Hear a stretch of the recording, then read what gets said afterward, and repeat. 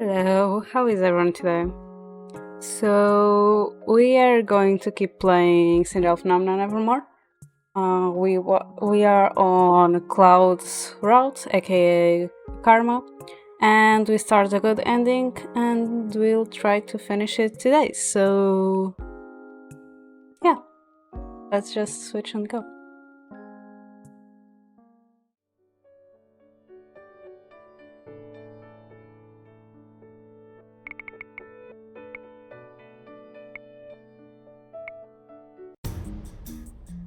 Oh my god, I love jump scares.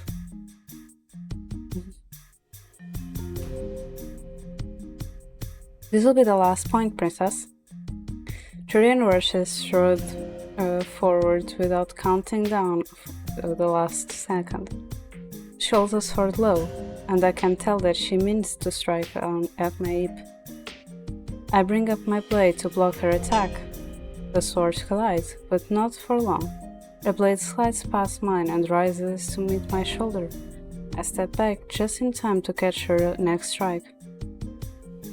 This was supposed to be a practice session with Klaude, but he disappeared earlier this morning before I could catch him.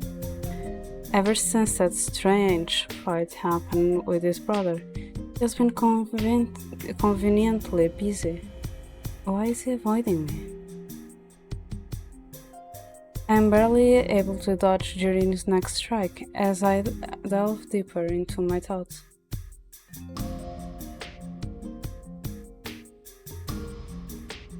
It is not just Claude's business that bothers me. Ever since he and Lance fought, I have been having nightmares that are most likely fueled by the Tenebrarum. They tend to be an after effect of negative energy.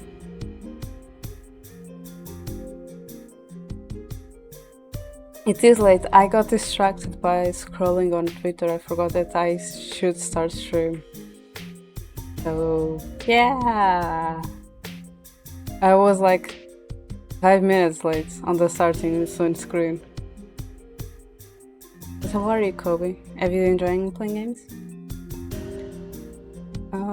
I feel an agitated strand of electricity snake its way up in my arm and quickly shake it off before June can touch me. Though I am fast enough to dispel the magic, I am not quick enough to bring my sword up in time. Turing gains a final point by tapping her blade on my shoulder. You are distracted. Are you okay, princess? I'm fine. Does this have anything to do with Prince Claude? He seemed a little off-kilter lately. Arlen said yesterday that he looked tired enough to collapse right there in the hallways. He is, as always, overworking himself. He will be fine.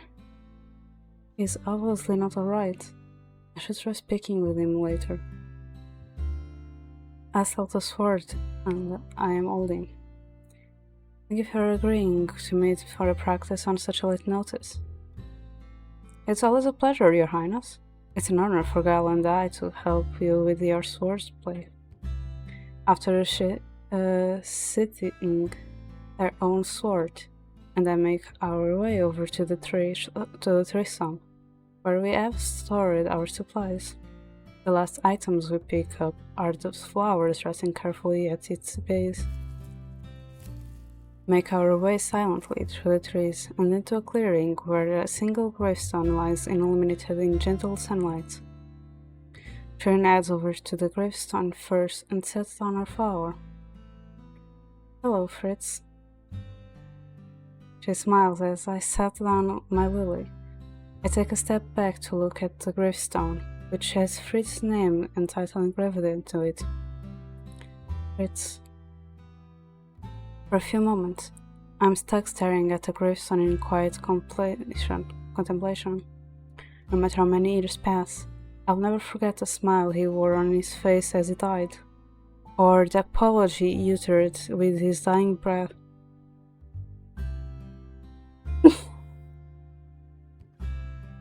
You don't look that happy with that table, though. And I didn't even know Benfica was playing today. I would pay attention to football. After everything that he did, the least I can do is visit him here once a month to pay my respects. Normally, it is Klaude that he's here to pay the respect with me. I lean down beside the gravestone and speak to Fritz briefly. It's a small thing, just a simple prayer for him. Tyrion does the same. When we are done, I bow my head slightly and whisper, I hope that you are happy wherever you are, Fritz. After we are done, we head back to the palace together.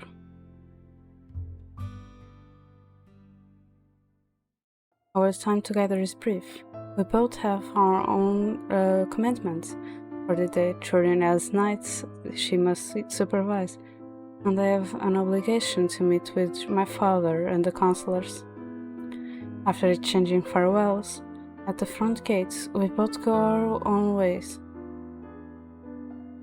Much to my surprise, the throne room is devoid of the usual advisors when I enter. The king is seated at the end of a mostly empty table. Klaude is the only one that sits beside him. The two of them pause in their conversation to look up at me. Klaude flashes me a sheepish smile. I scowl back at him. The king looks between the two of us quizzically, but does not comment as I take my seat on the opposite side of the table.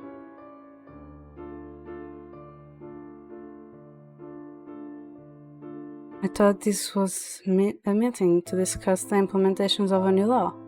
Where are the counselors? Arthur just smiled at me. There was a change in schedule. It turns out that the law we were meant to discuss today has been appropriately plotted.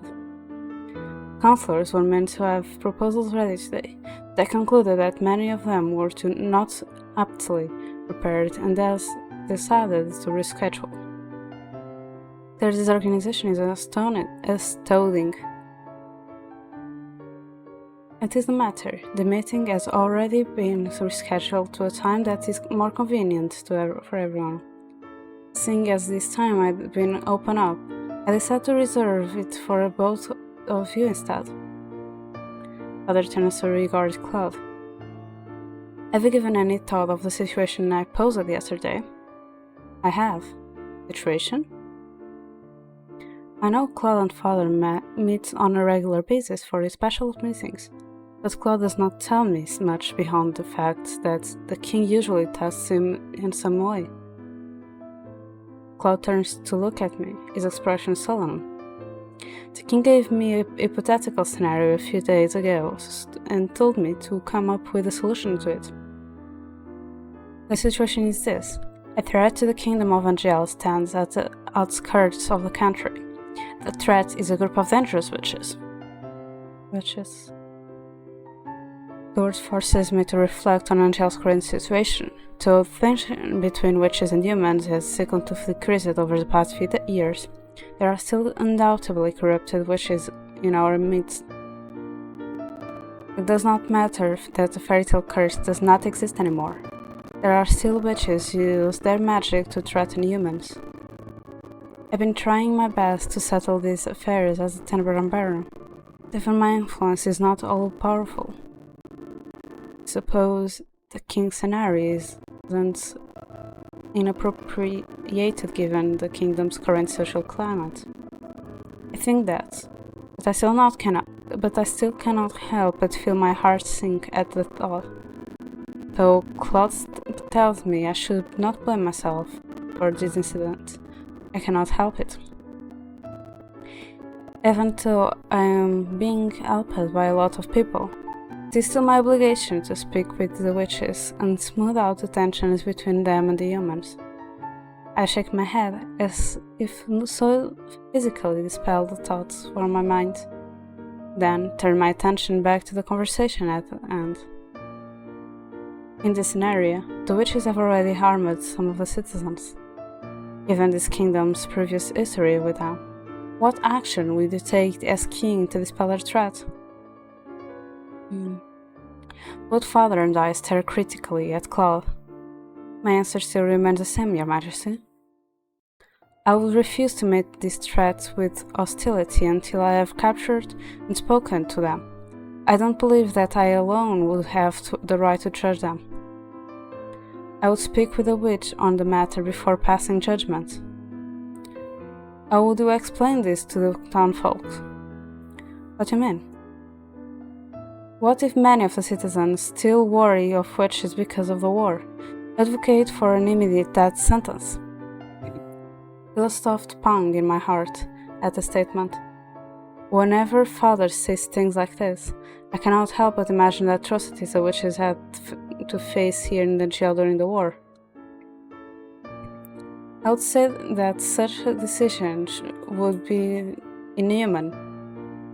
In my eyes, condemning anyone to death is an unforgivable crime.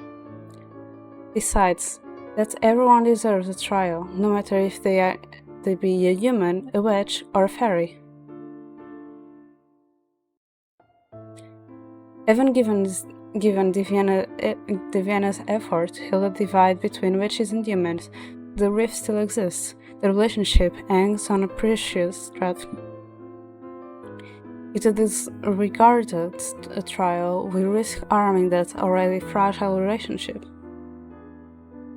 Then what would you do when faced with this imminent threat? It goes without saying that I would speak with the Tenebrarum bearer first, since she and the Lucis bearer are in charge of maintaining peace on the most basic level. It is imperative that we seek their counsel first. At the same time, we should prioritize the safety of the citizens that might be in danger. Second, intensify security. But no action is to be taken before we ask for the opinions of the bearers. In this scenario, it would make more sense to speak with the Tenebrarum Baron first. Imagine that the Tenebrarum Baron is unavailable in this situation.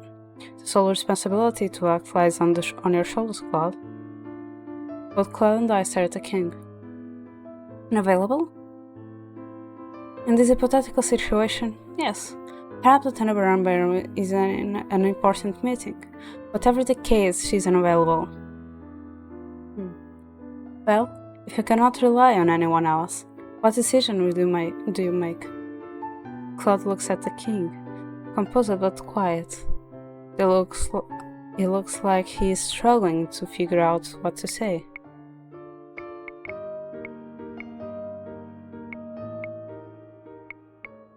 I'm sorry, I just need to do something because I can't. The volume is too loud on my ears. I need to do some changes.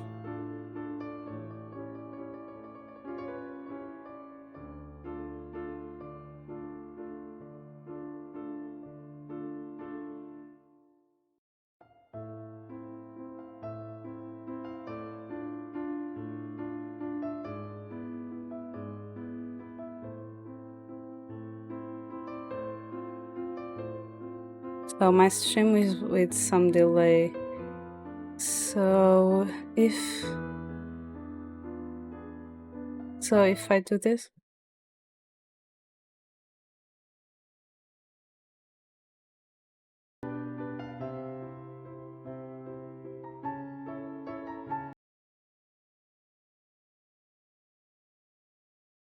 okay, the audio is still good. Maybe I can decrease it a little bit.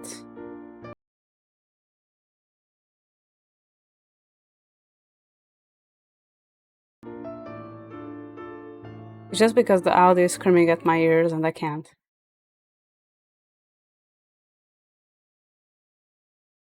No, it's still too low. 35 is it?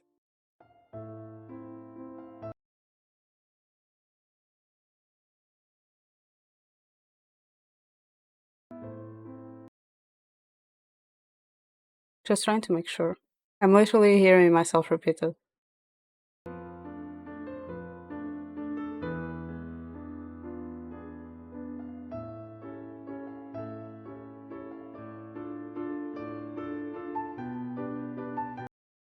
Oh, the game is still playing.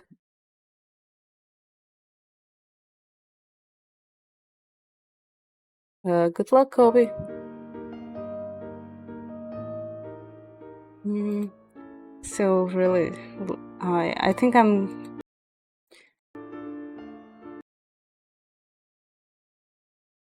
Yeah, I'm going to put it on 30. I can't.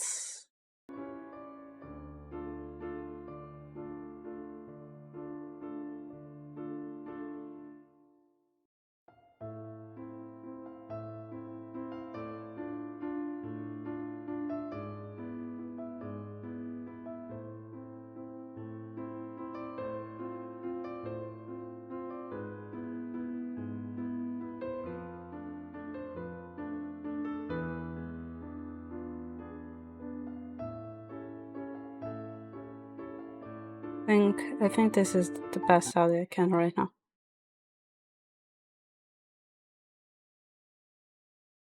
Yeah, it doesn't.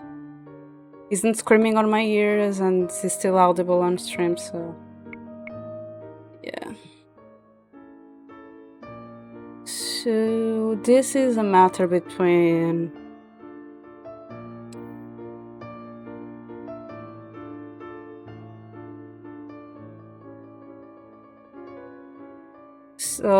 this is a matter between our father and Claude. This is a test. It said, "Hi Effie, how are you? You bear you, and I'm not cute." But yeah, this is a matter between our father and Claude. And from what we know, Claude has said to us that our father has been testing him a lot recently. So if we assist him, we are just creating problems on the test, like we shouldn't interfere. So I think assisting him is the wrong one.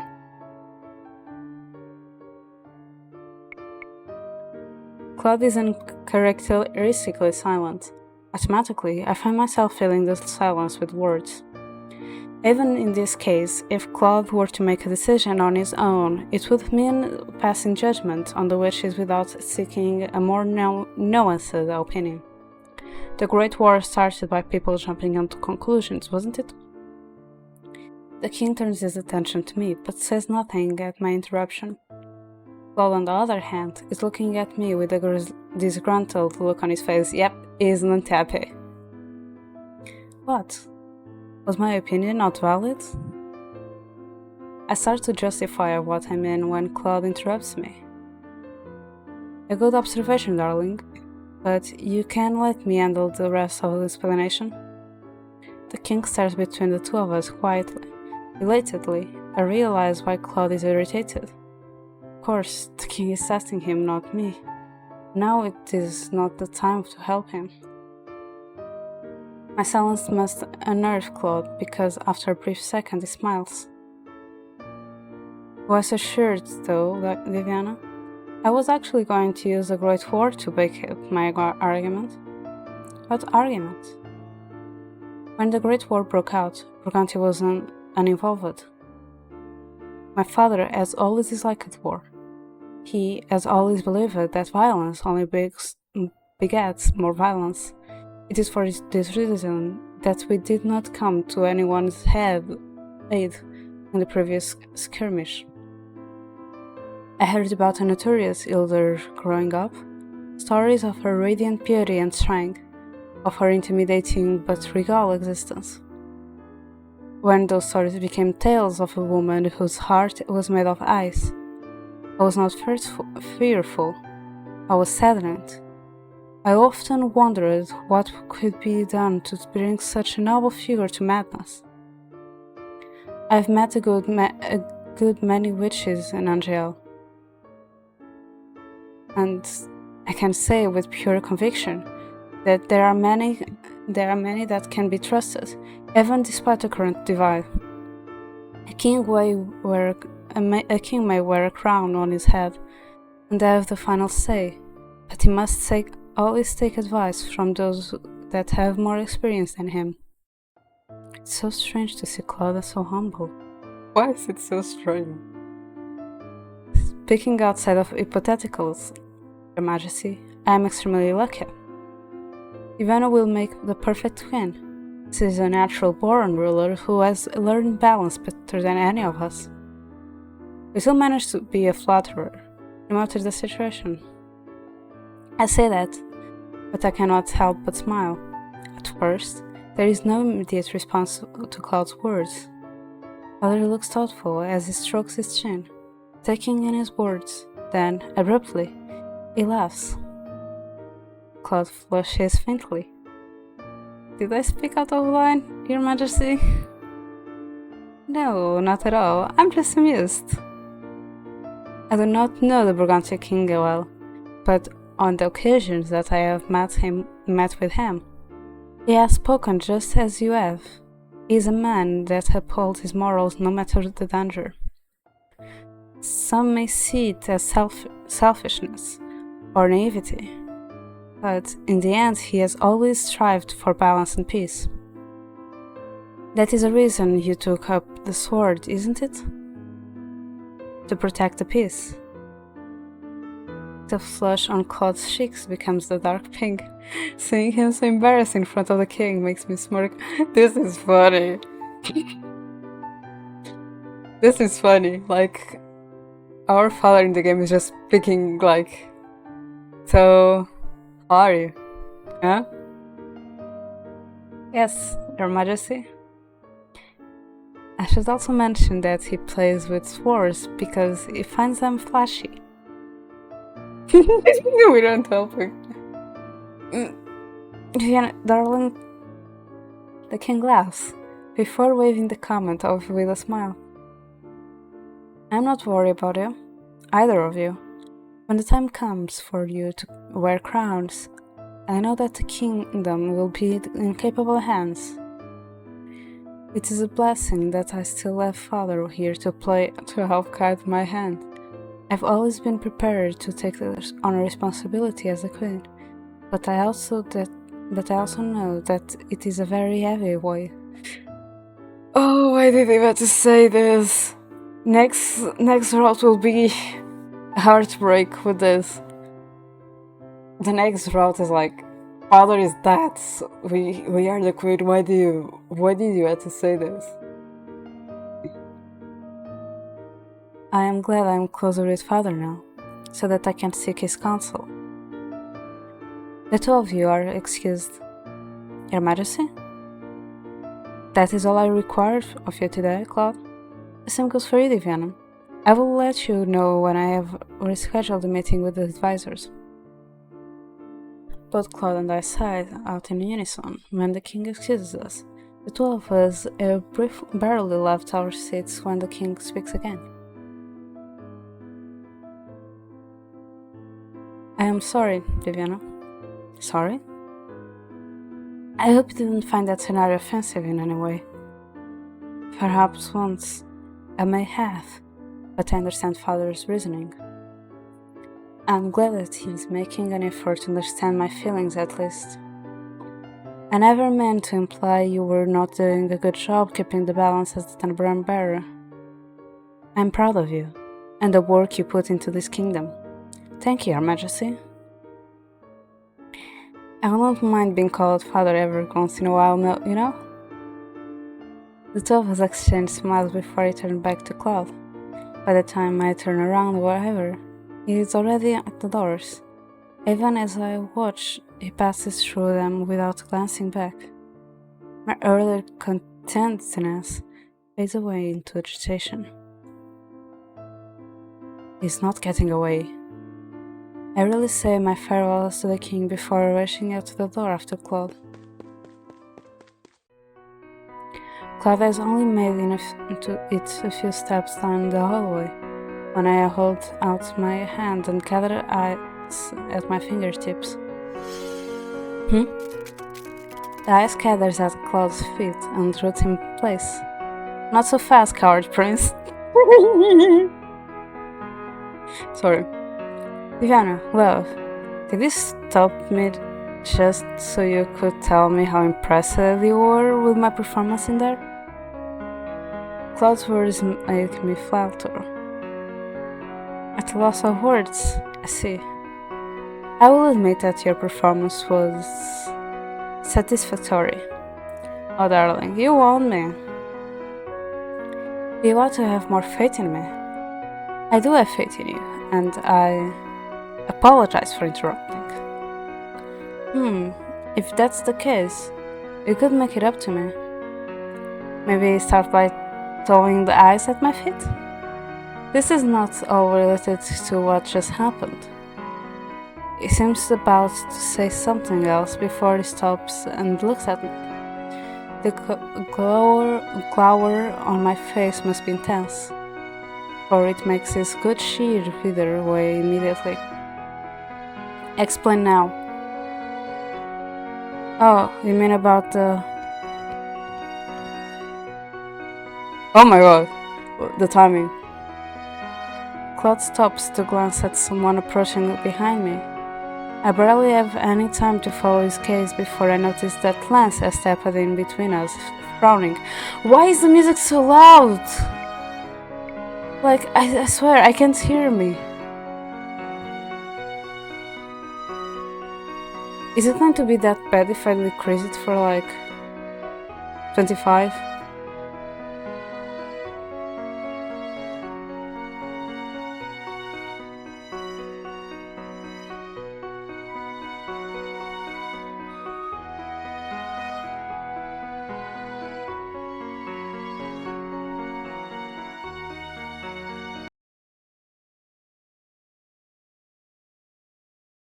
It's still really loud though.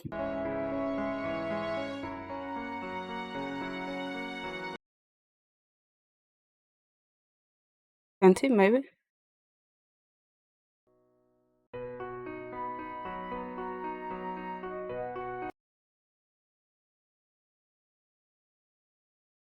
Yeah, I'll use the 20.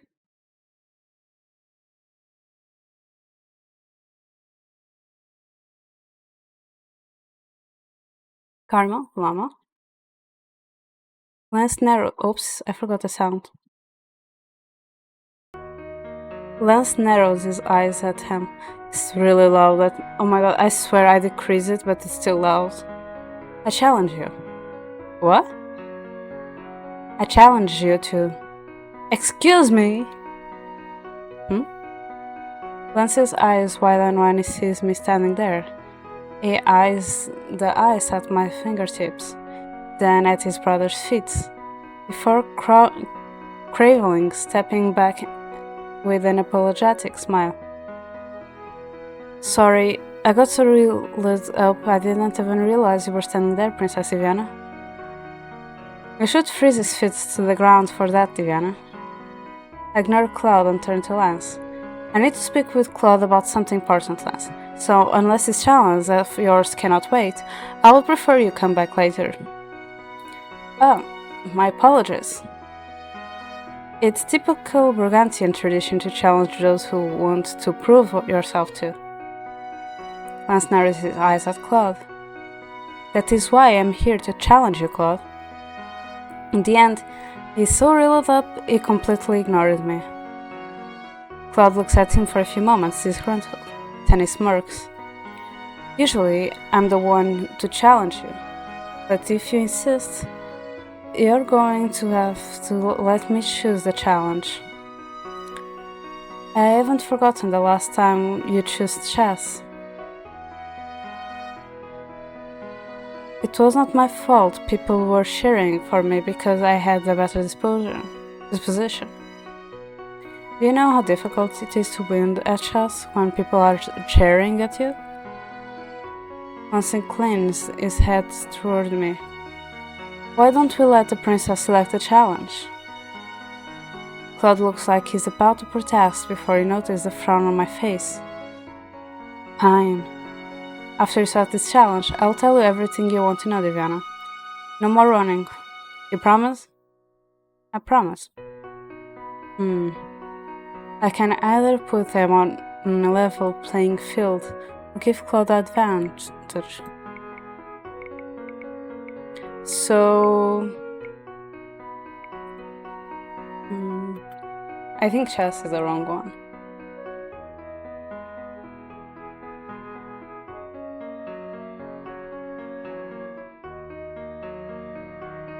Because from what they said, Lance is probably going to win chess. So...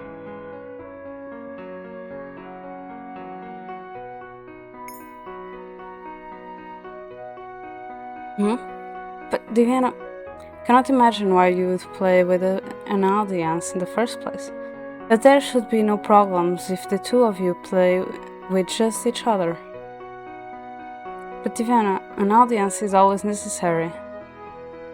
I agree. Victory is no fun unless you have an audience there to witness the loser's defeat. Oh my god, that's so mean! The two men glare at each other. I stifle aside. Fine. If I'm not enough of a witness, then we'll have Rod and Emily there as well. Fine, but no cheering allowed. I have no complaints. I accept your challenge. Now, I just somehow need to convince Rod and Emily to be there. Good. Now that you two have decided on the challenge, you are done. Now, if you don't mind, Lance, I have business with my fiancée. Lance bobs his head politely at me. Of course. Thank you for your assistance, Princess Diana. He flashes me a grateful smile before turning away, not even bothering to say anything to his brother. Once Lance is gone, I turn to Klaude with my eyebrows raised.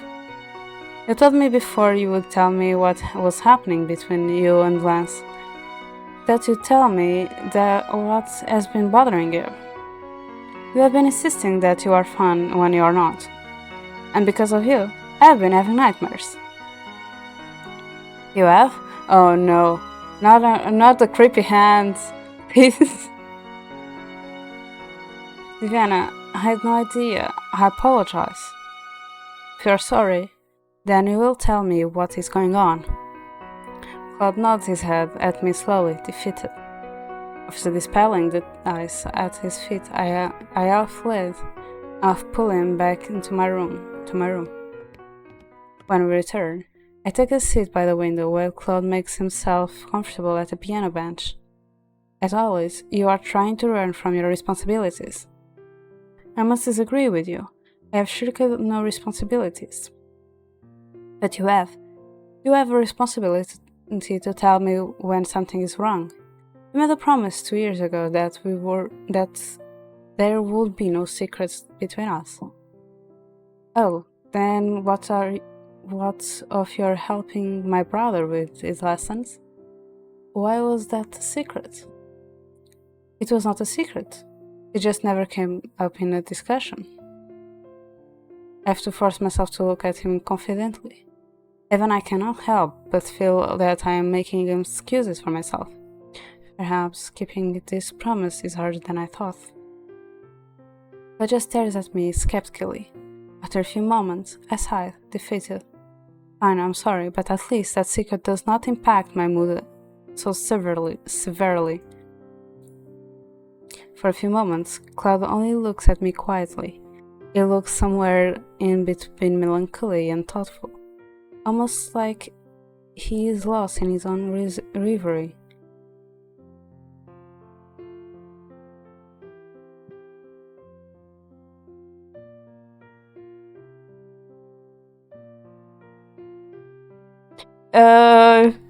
No, she always looked like that. I have no... The only thing I can change is a name. Like, the game already gives us a name that is Lucette. I just change it to Diviana. Everything else is the game itself. So, like, if you go to my About session, you see the games I play, and you can see that the protagonist is in there, just like you see it. And just happened that I just pick it to be ended up being similar to me. I think I kinda got a little bit of influence because I started playing the previous game of this while I was still like in between my last year of high school and the first year of college, university, whatever you want to call it. Beside that, then like it clicked on my head about another visual novel game that I also played around the same time, that also had a bunny girl with a similar hairstyle with mine and blah blah. Like, I recently noticed that I've been picking things here and there from game series and things that I saw that I could feel like related to me and create myself. Let's say that. So yeah, it kind of just happened. You know, when you speak, like you have some image on your head, and it's like a mix of different things that you like or you have been inspired. Oh, that's basically me. I only realize, like right now, when people start commenting things like you said, because before you I had other VTuber friends also commenting that, and that is when my mind just clicked, wait a minute, this looks similar to what I had planned. Oh, this looks like so it kind of just happened. It was like in my mind subconscious. When it finally does speak, it looks calmer. Allow me to start off first by apologizing. There are two reasons I never said anything. The first is simple. I thought that these feelings I had would be fleeting. I didn't expect them to cling to me so persistently. And my second reason is size. Every person has their share of pride. I know that I am feeling is pity, which is why I would have rather not brought it up to you. I furrowed my eyebrows at Klaude. Klaude, you know you can always talk to me. I'd rather you tell me things openly, without me having to pry them out of you. Unless you would rather I shook the truth out of you. A small strand of electricity travels up my arm, on accident when I say that, but Klaude seems to think I have called it on purpose. It shrinks back. I think I would rather not make you angry. The last time you were irritated, you sliced off my hair. Is that why he's very shorter? Is that why his hair is shorter now? We were the ones who cut his hair. He puts a hand absently to the back of his neck and grumbles. You deserve that. Turning your back on someone during a fight is antagonizing. Klaude sighs. I'm sorry, I'm just in the habit of keeping things secret. I've told you before that my father and mother are all about appearance, haven't I? Father believes that keeping things to oneself is a good way to show self-discipline and control. I've always lived by those words. It wasn't until I met you that I began to realize how important sharing the truth was. He leans back against the piano, eyes narrowed slightly in thought. Finally, he shrugs his shoulders. If you want a pathetic truth, then I'll share it willingly. My current irritation comes from a lack of self-confidence. My brothers and mine. What? Hard to believe, isn't it? I think back to the way Klaude interacted with the king in the throne room. To me, it seemed quite at ease. He crosses his arms and groans. Lance is like a mirror. What? Whenever he is here, I can't help but think on the things that I left behind, and the responsibilities I have before me. And not only that, but Lance's insecurities remind me of my own. They stem from his lack of confidence in leading, and mine stem from being inadequate at following. All my life, I've been training to be the Burgundian king. I was a good student, I could afford missing my lessons because I was naturally gifted. I don't mean to gloat, I swear. Of course not, he sighs. Anyway, here every lesson is a struggle. Your father holds different opinions on politics and responsibilities. Sometimes, when I'm sitting in with the consuls listening to them make decisions based off Angeli's conflict history, I feel out of element. Staying with you in Angel was my choice, and I wouldn't change it for the world, but sometimes I miss home. I miss the comfort of responsibilities that I know. So the reason you were so irritated at Lance earlier was because you are jealous of him? I suppose if you wanted to simplify the problem, yes. But jealousy is such an ugly word. He runs a hand through his hair and sighs. On my most dreadful days, I cannot help but feel that I was easy to replace in the first place. So that thing that we heard, it was really Klaude, like in our nightmare, the one that we were like, oh, he has already replaced me, blah blah blah blah. It was really Klaude's voice then. Lance has always been well liked by everyone, but you and Lance are nothing alike. No, not at all. But I at least know he's just as capable of being competent. Yet, when I see him now, being so insecure of himself, I feel doubtfully irritated. If he's going to take up the title that I have been training for my whole life, the least he can do is take it seriously. So in the end, you were worried about him. Klaude looks at me, surprised. Am I wrong? You worry about him, and you worry about yourself. The more I talk about it, the pittier it seems. This is why I didn't want to bring it up in the first place. I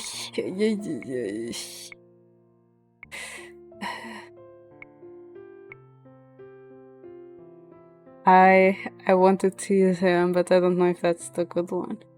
Because they're talking a lot about pity and everything.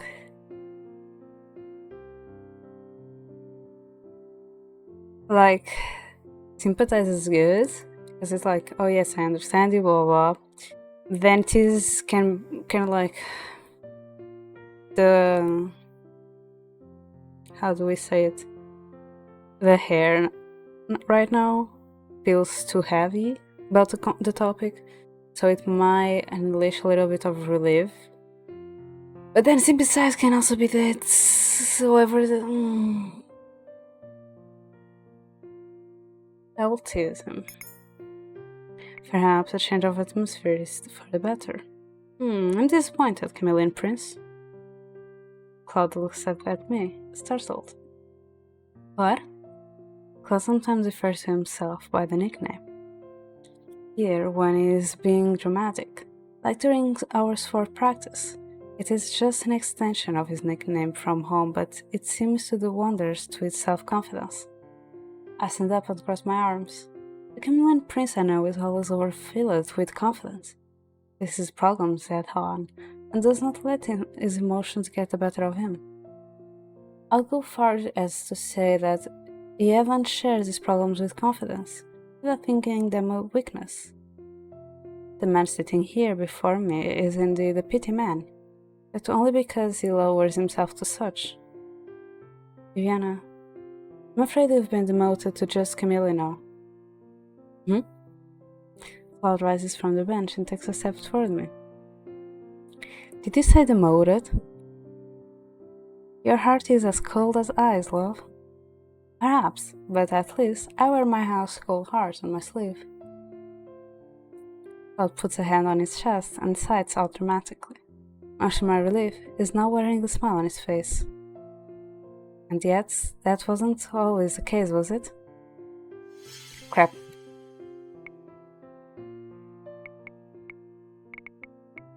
So that is the right one.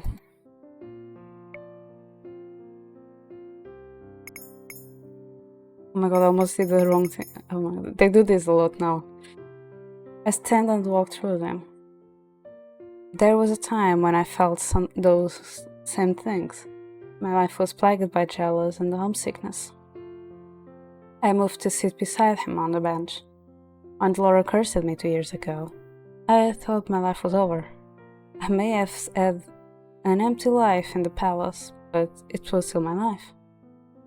I had been accustomed to playing my role, to living my life. And then suddenly, that was all taken from me. Though I never voiced the opinion aloud, I was always jealous of Emmeline, who had taken my spot. Even before then, the townfolk who always spoke more fondly of her than they did to me. They did of me. I feared that she was trying to steal my crown, even then. I meant to make him feel better by sympathizing with him, but now it looks even sadder. Suffice it to say, I felt the same way back then that you do now. The circumstances were different, and the lifestyle change was not a choice, but I smiled at him. I know how you're feeling regardless, and sympathize. It wasn't until you started sympathizing with me that I had to come to terms with those feelings. You've always been more honest than I have, Diana. Even now you put me to shame. Besides, some habits are hard to break. Yes, but once you try to make an effort to break them, you'll feel that you're better off without them. Besides, I stand up from the bench to look at him. You may think keeping your emotions tucked away makes you appear more confident, but I know better than anyone else when you are hiding something. Yes, because you're my fiancé, right? Of course, but also because I'm the Cinderella umbrella. You couldn't hide anything negative from me even if you wanted to. A fair point. In retrospect, this whole problem was far more exaggerated than it needed to be. Klaude winks at me. I never do anything half-heartedly, darling.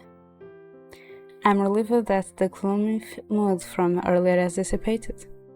One of the good things about Klaude is that he usually recognizes when he's in the wrong and tries his best to remedy the situation quickly. He's just stubborn and needs to learn to rely on me more. What happened to the sophistication you displayed in the throne room, Elena? Oh, I am always a picture of sophistication. Right. Klaude's smiles become softer. Anyway, thank you, Diana. I think I needed that talk. It is ironic that Klaude is the one that taught me that secrets are dangerous when he himself is still learning to share them.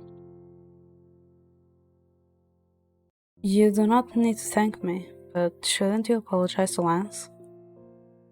Klaude's expression snaps into something somber. Nonsense.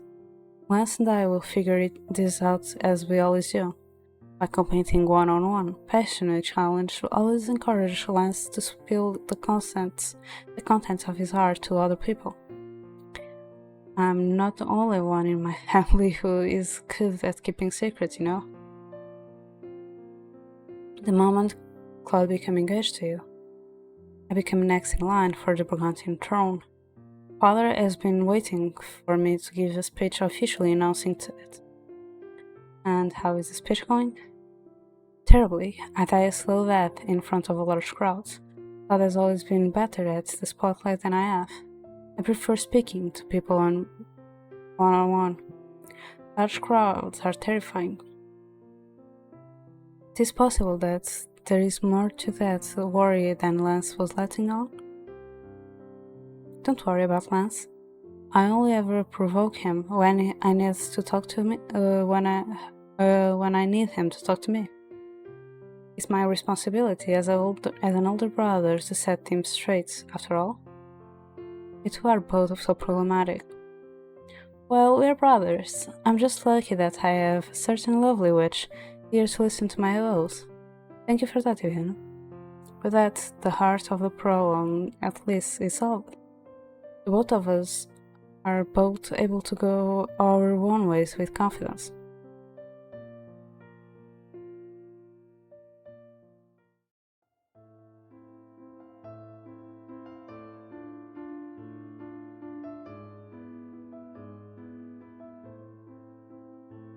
Things have finally winded down for the day when I make my way back to my bedroom. I'm almost there when I stop, seeing two familiar faces. Oh, Tiziana! Good evening, Princess Viviana. Both the millennial-in-laws smile at me. Hello, Milan. Hello, Lance. I glance between the two of them, curious. Are the two of you on some nighttime stroll? Oh no, Prince Lance was assisting me with the dance lesson. A dance lesson? Normally Rod helps me with dancing, but since we've been learning a Burgundian-style dance this week, I had Lance assisting me instead. In exchange for the extra dance lessons, Emmeline has been helping me with some other things. Other things? Are you heading back now? I am. I saw Klaude passing by earlier. He seemed in better spirits than before. Lance's expression darkens at the mention of his brother. Karma. Emmeline looks at me curious. Oh right, you have that challenge with him in a few days. It seems that I figured out the time then. Lance narrows his eyes. I'll destroy him. Oh my god. Oh my! And here I thought Rod and I were competitive. Anyway, we're going to head out now. Good night, Diana. The two of them pass by me, and I continue on my way to my bedroom. The first thing I see upon entering the room is Klaude standing in front of the wardrobe, looking deep in thought. He mumbles lightly and casts a glance over his shoulder at me as I enter. What? No knock? Not when this is my room, no. He pauses briefly, his eyes fixated on me for some reason. Without even realizing it, I grasp the pendant at my neck. What? Is there something on my face? I just noticed you were wearing the necklace. My fingers loosen around the pendant. Why wouldn't I be wearing it? It's becoming my most valuable possession after all. I can see the recognition in Claude's eyes when I laugh. He glances again at the necklace, eyes soft. I'm glad I could get you something you can always wear around.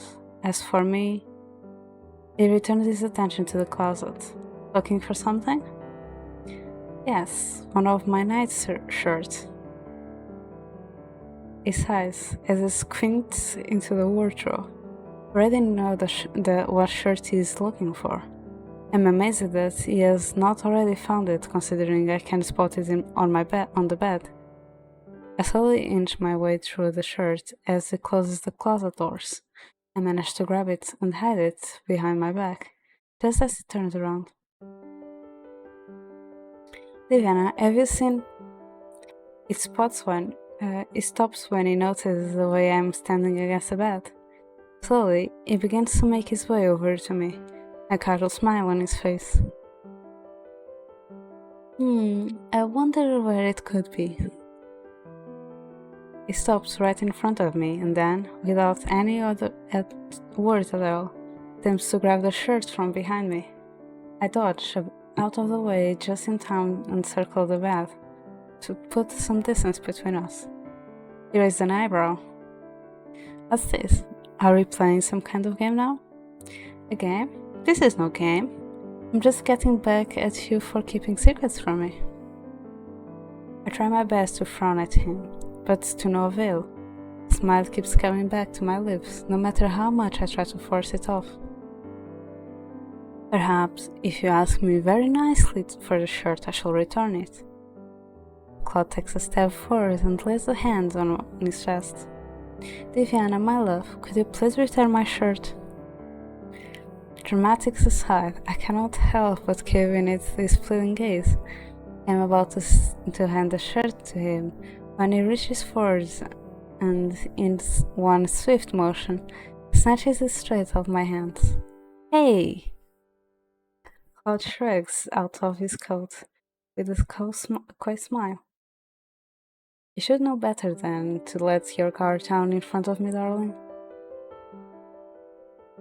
He turns his back on me as he pulls off his shirt and reaches for the other one. Let my guard down in front of him? Hardly. I approach him swiftly, and before he can react, I push him down to the bed. He only has a few moments to stare at me baffled before I pin him down. Huh? You're letting that guard down, huh? No. If Mina appears right now, I'm going to bonk her. Are you sure I didn't let my guard down on purpose? I roll my eyes at him, and he grins, then lean down to plant a kiss on his lips. I loosen my grips on his wrist, but only enough so that I can lace them through his fingers. For I realize that I am lying beside him rather than looming above him.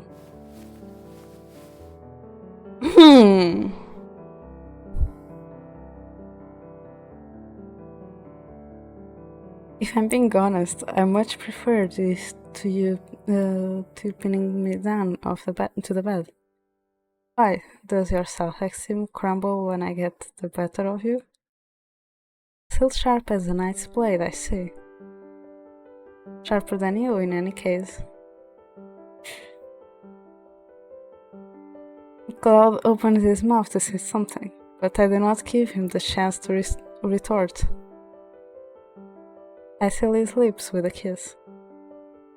He pulls me closer and brushes a finger against my lips. It truly is impressive that you always manage such sharp words, even in moments like this. I have to admit that you have the better comebacks. Are you actually admitting that I'm better than you at something? I have to give you credit where credit is due. He draws closer to me and sets his hand on the small of my back. His lips once again brush mine. I can feel the heat rise in my chest and, fearing that I'm blushing, quickly bury my head into Klaude's chest so he cannot see my face. I can feel his laugh reverberated through my body. Your embarrassment is endearing, Diana. You realize you do this to yourself, though. I have no idea what you're talking about.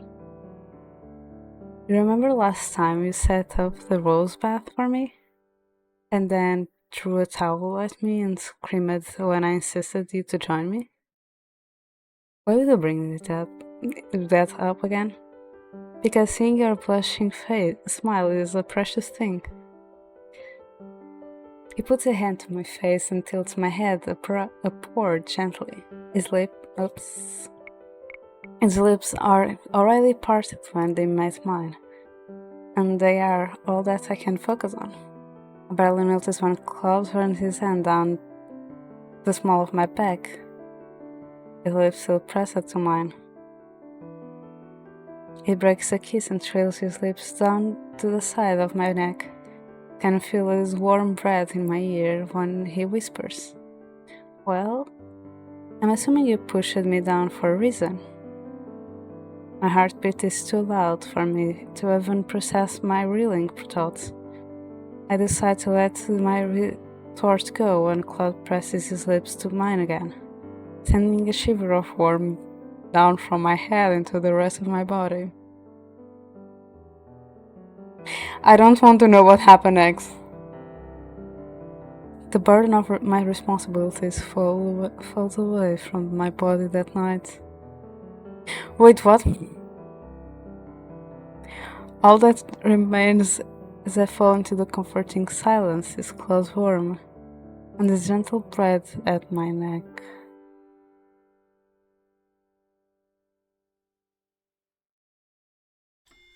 I hope that my imagination just went too far on this one. The Princess and Their Prince. Let me save, because this is a new chapter. I'm glad that Mina didn't appear, or any sus person that I know. A council made up entirely of wishes?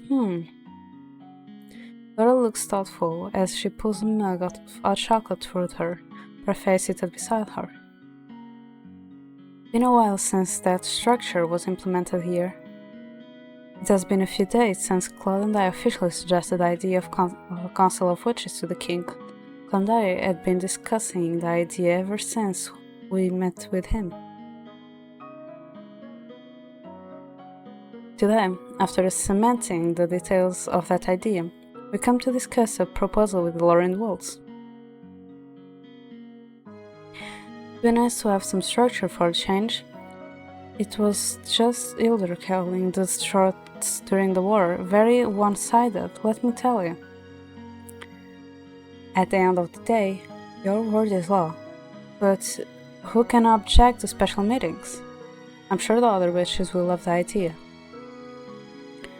All of us are very, very fond of sharing our opinions after all. I look pointedly at Laura.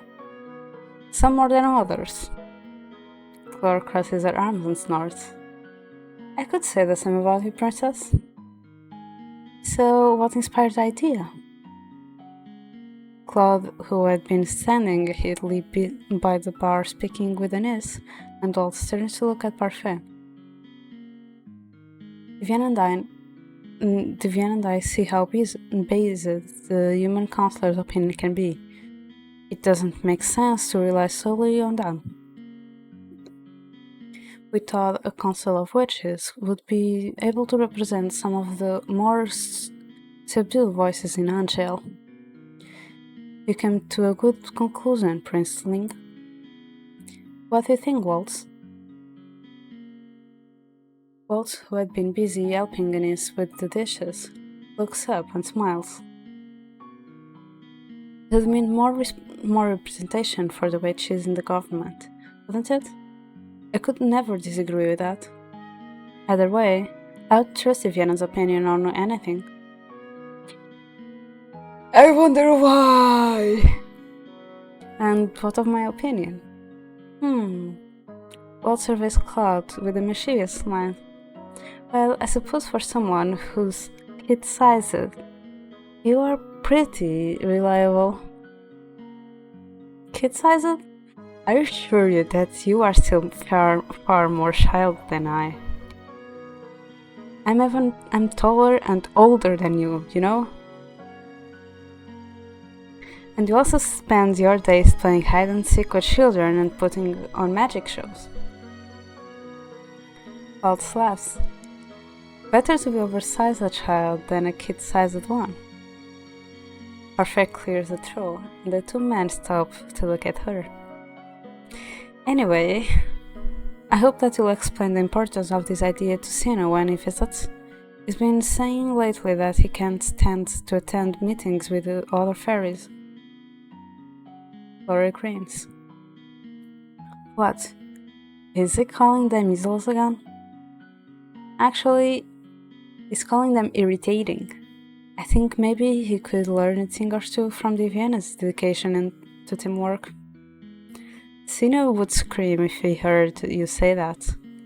Cinnamon is Parfait's blood-related cousin. He's apparently the best candidate for succeeding her as the Lucis bearer, despite his young age. Lately, Parfait has been taking him to the meetings to teach him more about the bearer's responsibilities. I've met him a few times, and he is temperamental. Well, at least he's still a child. She casts a fond smile at Klaude and Waltz. Thankfully, more of a child than you two. Not even you, Parfait, please. I'm not sure whether to be offended or not. Laura smirks and shakes her head. Well, ignoring our cinnamon problem. She glances between Klaude and I. You two can rest assured that we will start looking into setting this up properly. She turns to Claude and raises an eyebrow. Sometimes, Prince, you manage to surprise me. I thought you were lazy, but you're actually quite diligent. I definitely take offense to that. The room erupts with laughter. When her niece, who had been busy with her work, stops to beam at us. As our conversation is drawn to a close, I glance at the clock and notice the time. I recall that we are supposed to meet with Lanston. We should probably be going now. Claude has an important matter to attend to today. Do I? I don't seem to recall. He stops speaking when I glare at him.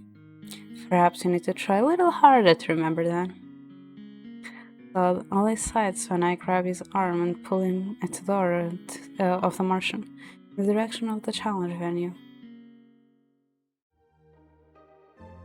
The two of us barely made it a few steps into the main plaza when I turned to look at Claude, eyebrows raised.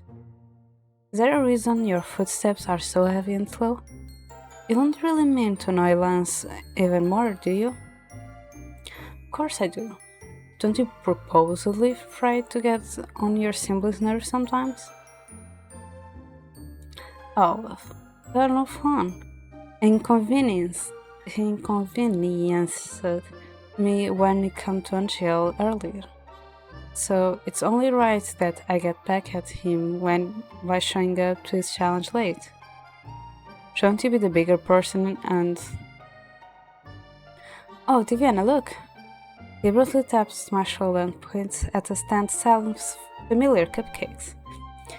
We have already been to this place on multiple occasions. The moment the stall owner sees us looking, raises his hand in greeting and beams.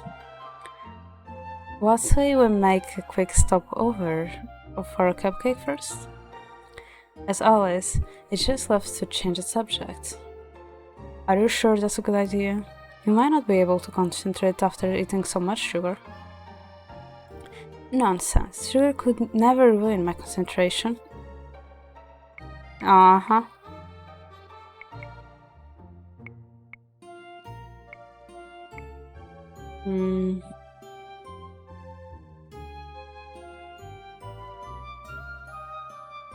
I think he really wants to put his brother on nerves. So I think stopping for a cupcake is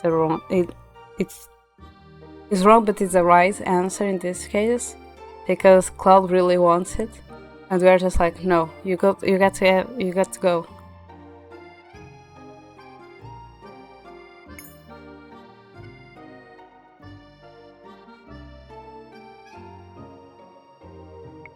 I sigh as I take Claude's arm and pull him forward.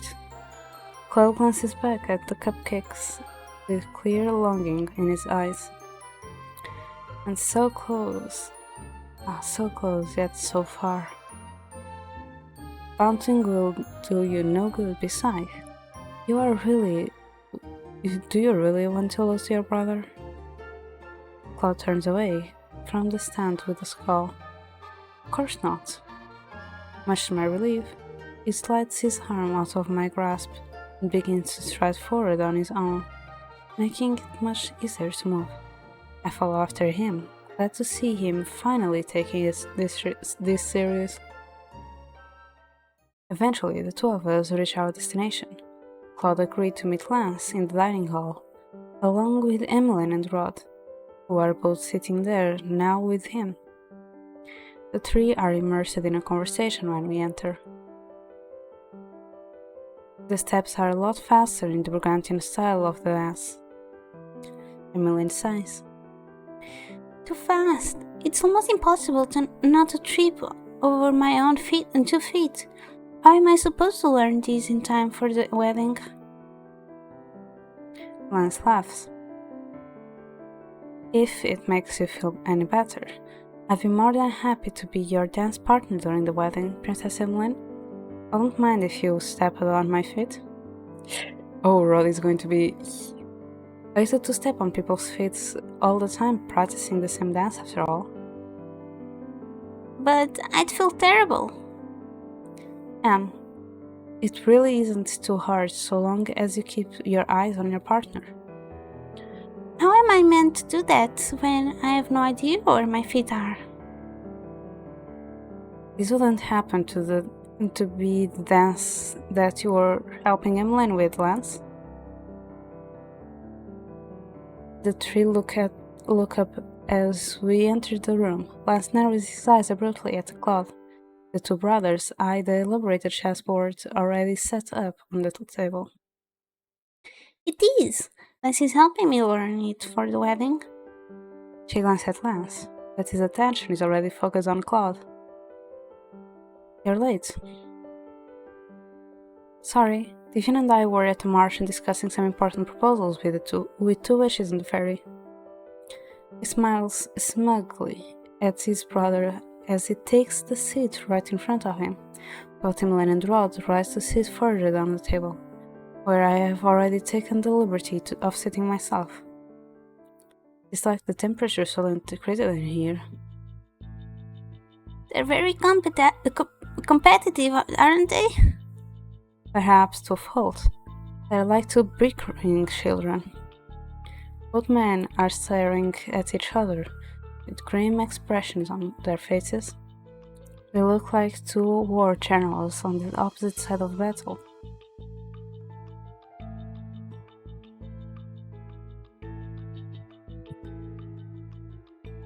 This is all very anticlimactic, isn't it? I would have preferred sword fighting. Of course you would have, because you prefer the easy win. You can't stand to lose. Me? Lose? I rarely lose. Alright, because you're perfect. The two men begin their game with severe frowns. I glance briefly at Emmeline and Rod, who watch quietly. Rod looks unimpressed, while Emmeline looks more worried than anything else. She leans toward me and whispers, It's strange to see Lance like this. I look more closely at Lance, who seems eclipsed by some dark aura as he moves his pieces. He never peels his sullen gaze away from Klaude, who looks immeasurably uncomfortable. Aren't you being too serious about it? Apparently, challenging someone to a game of chess is a very serious thing in Valentia. Emmeline chuckles softly. I don't know, this seems very similar to when you and Rod are trying to show each other up in dancing. Dancing requires far more focus. He looks at me pointedly. Though I can at least say I have better focus than Diviana because I am the superior dancer. Nor my eyes at him. Just you wait, Rod, and I will make you swallow those words. We'll have Sebby there to judge next time. Sebby is hardly a good judge. He will always call you the better dancer just to get on my nerves. Perhaps we should have brought Sebby here to lighten the mood. Please don't. Klaude looks up, irritated flashing through his eyes. Irritation. Can you three keep it down over there? I can hardly focus on my strategy with all this background noise. Oh, the mighty have fallen. Excuse me? One smirks as he moves a piece up a square and knocks one of Klaude's pieces off the board. You fiend. Sir William was just a young man, oh my god. Lance sighs as he sits back in his chair. Klaude leans over the board with a rumble. You are a brutal commander, Llama. In a real war, your man would be dead. They're chess pieces. You remember what Father used to say? Treat the chessboard like a battlefield. Know that the men who serve you are just as loyal to their true king. Have you forgotten? I haven't forgotten anything. Lance leans forward to move his piece after Klaude. As the matches goes on, it becomes more and more apparent that Lance is slowly taking over the board. Claude watches it in sullen silence. What's wrong?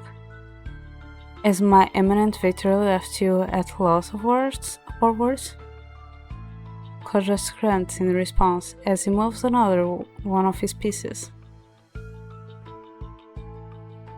Were this a battlefield, you would be sacrificing far too many soldiers. This is a chessboard. Your technique is surprisingly savage. Lance glares at him. Perhaps we should have fought with swords. At least then, I would have been able to knock some sense into your thick skull. Emglen and Rod stare at Lance in shock. Lance finishes the game when it's Claude's king, his still grimacing through, his face flushed with anger. Checkmate. And there we have it, the expected outcome. I don't know about that. Claude gestures at the stolen king. You may have taken my crown, but that doesn't mean you know how to wear it. How you win is just as important as the victory. What is that supposed to mean? If this were a real battle, that crown would be meaningless, both with too much sacrifice. Claude shakes his head. So you see, I may have lost, but at least have more of a king's sensibilities.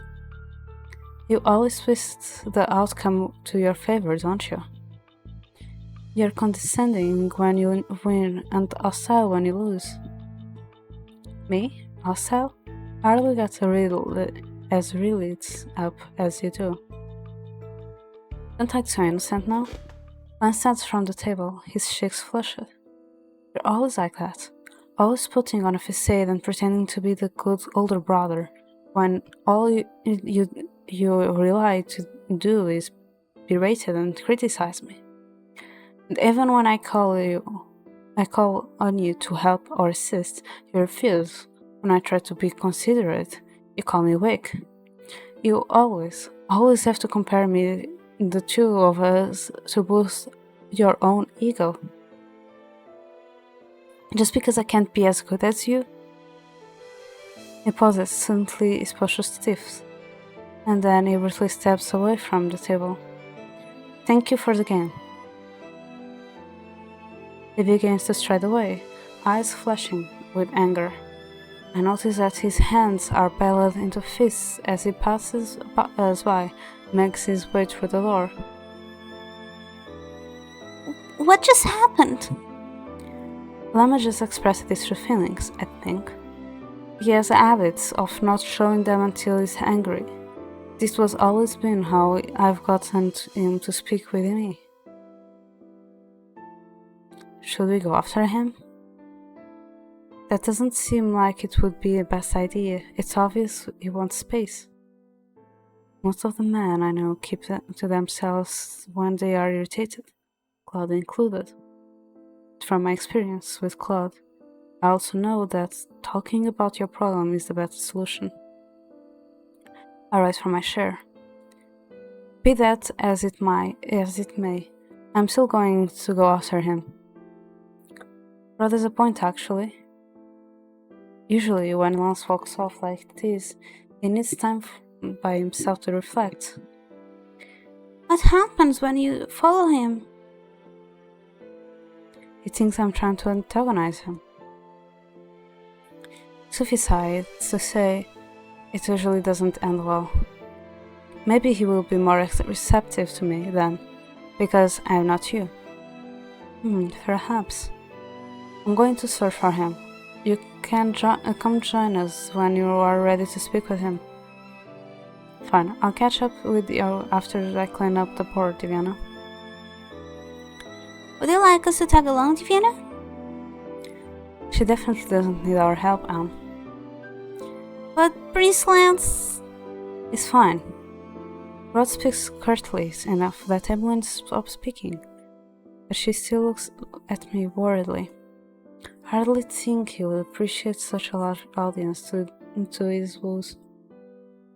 I'll call on you if I need any assistance. Alright then. Rod and I will be here if you need that. I nod, turn toward the doors, and make my way outside. After questioning some of the nearby servants, I am able to pinpoint Lance's location at the palace gates.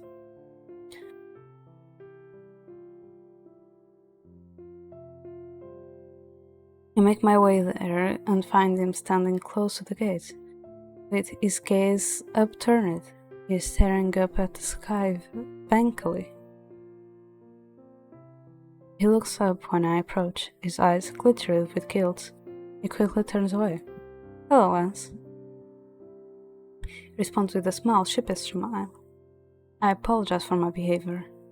I was not very dignified, was it?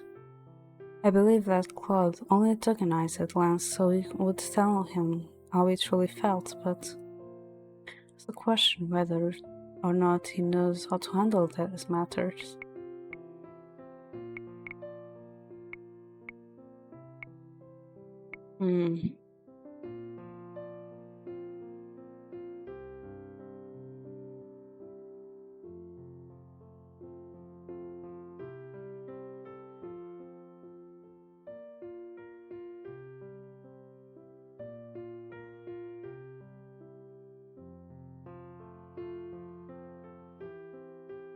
He just got antagonized, so I think scold him is just wrong. Like, he just got an argue with Claude, and then we just go there and scold him again.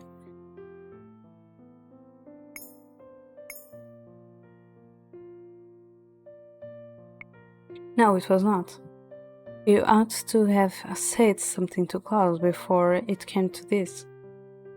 Lance furrowed his eyebrows at me. This has always been how Claude and I solve our problems. By driving each other to the pinnacle of a fight. Deflates with a soundless sigh. Not very sensible, isn't it? Is it? No, not at all. It seems to be it would be a lot easier to tell someone how you feel before letting it get to that point. Otherwise, your public aggression mirrors others' opinions or other people's opinions on you. I feel refreshingly honest, princess. I hope you plan on scolding Klaude for this as well. Scolding for what exactly? For being ungentlemanly and petty. Is he? Anyway, I think it would be helpful to have a better way to vent your aggression. That goes for Klaude too. Lance looks about ready to say something. Then I notice him looking past my shoulder, quickly diverts his eyes. What's this? Could have sworn a conversation was happening here, but now all I hear are crickets. What did you come here for? To scold me? Crap.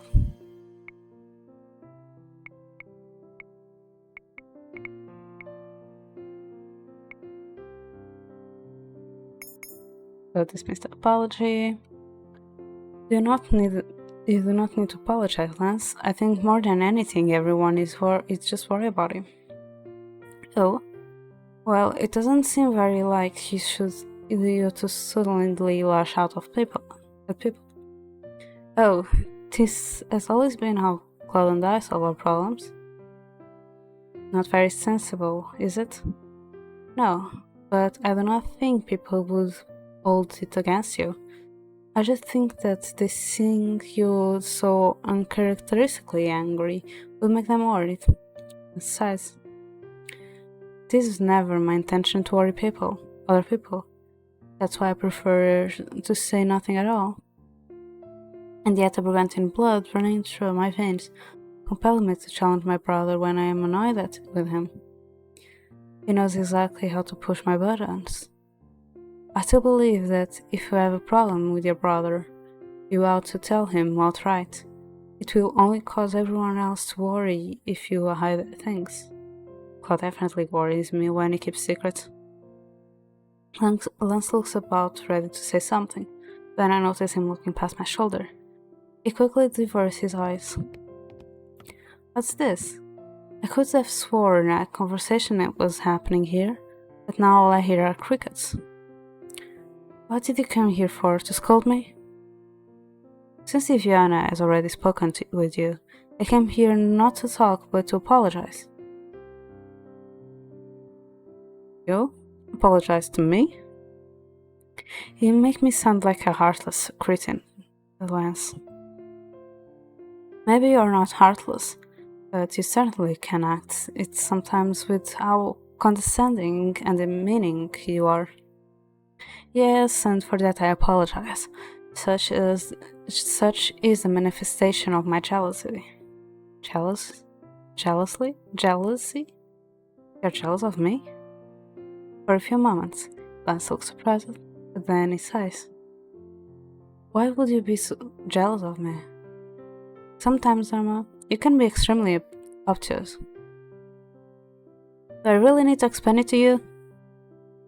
You call me perfect, but have you ever stopped to look at the people around you? They adore you. I don't understand. You're living a fairy tale, Claude, and meanwhile, I'm still living in your shadow. Without you in Brigantia, I am set for nothing but failure. Claude frowns at his brother. Maybe I should retract my apology. This is pitiful. Lance's eyes flash with anger. You're always like this. I'm honest with you, and you chastise me for it. Because the Lance I know is competitive and fierce, and doesn't back away from a challenge. He is polite to others around him, but not to people he admits defeat to his own brother. When Lance finally does speak, voice is soft. I could never do what you've done, Carmel. What? Moving to Angel, picking up a mantle that hadn't been handed to me? Lance smiles a little sadly. After all, it's only taken your moving out of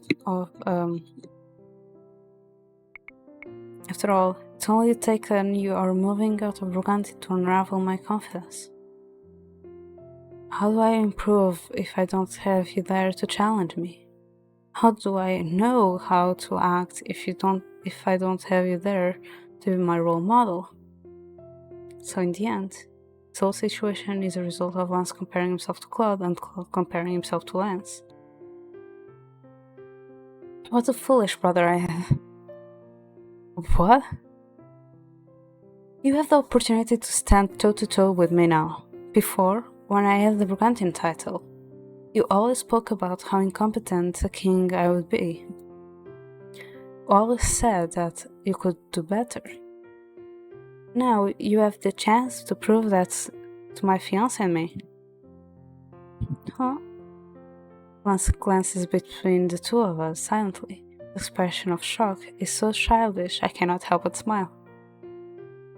The new alliance between Angel and Brigantia brings our two countries closer than they have ever been before.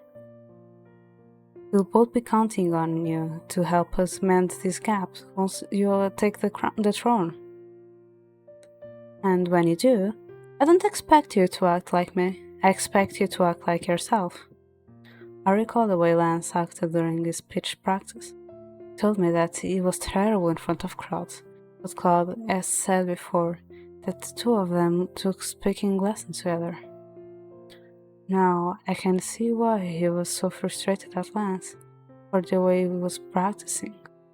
It was because he was trying to be someone he was not, and Lance was caving beneath that pressure. Lance turns to look at me. Princess Viviana? I remember a time when Emmeline was stressed because she was trying to act like the other nobles. I remember a time when my whole world was mother, and I wanted so much to be just like her. So much so that I did not see the world around me. So much so that I did not even learn to form my own opinions until I had stepped out of my shadow. There are certain responsibilities of a king as to his people. Your words and actions should be yours and yours alone. Claude smiles at me. You always know how to put things too aptly, darling. He turns back to his brother. But yes, all I want you to realize is that we are on equal footing. I know how heavy the responsibilities of a king can be, but those responsibilities have to be faced the way you want to face them. That is what living in Angel has taught me. Even if those around me have differing opinions, I could never sacrifice my own values and beliefs. He glances at me. Though our lovely princess here has strong opinions, we work things out together. That is what it means to be both separate and equal to someone. Lance looks at us both thoughtfully. For a few moments, silence seems to put Claude on edge, because he looks like he's on the verge of scolding his brother again. Then suddenly Lance laughs. I'm happy you fell in love with my brother, Diviana. I feel like the only reason he's mature is because of you. Claude may sometimes be flamboyant and childish, but I feel that without him, I wouldn't have learned to be as mature either. And without him, I would never have learned this kind of happiness, this kind of love. I guess now that he's gone, I get to prove myself. He looks at Claude, the competitive glint back in his eyes. This time, I'll not falter. Ah, those words are music to my ears, Llama. Could you maybe not call me that? Llama isn't very sophisticated. No, it isn't. And that's why I enjoy using it so much. Don't worry, Lance. Claude still refers to himself as a chameleon prince, and that is definitely not sophisticated at all. Claude blushes when his brother laughs, and, just like that, the tension between them evaporates. The days pass in a blur, though things should be less busy considering the circumstances. The schedule only gets tighter with the wedding so close. Claude and I have far too many rehearsals, and my family continues to ask for my opinions about the feasts that will occur afterward. The days are more exhausting than they have been in weeks. It is the night before the wedding ceremony, and I finally have some time to myself, or at least, so I think. Yet, when I step in through the door, the room is not vacant. Claude sits at the piano, playing some soft melancholy tone. At first, it does not seem to notice me, and then I contemplate whether or not to surprise him. Yet, before I can think to do anything, suddenly he stops playing to look at me. Ah, Diviana, my beautiful wife. That lacks impact, doesn't it? I think I prefer my beautiful queen. What do you think? Queen? The weight of that word is only made lighter when I consider the fact that Claude will be sitting right beside me. But even then, the thought is still strange. It is hard to imagine myself ever sitting on my father's throne. I reach for the two plush toys on my bed, the Beauty and the Beast. Claude leans against the piano with a smile. For a few moments, a soft, quiet descent. May I ask you a question, darling? I look up at him, curious. I nod my head. 2 years ago, when you came to me for advice on how to be good, remember what I first said to you? That was 2 years ago in the tavern, when I was still trying to understand what goodness meant. Ooh. The first piece of advice that Claude gave me pertained to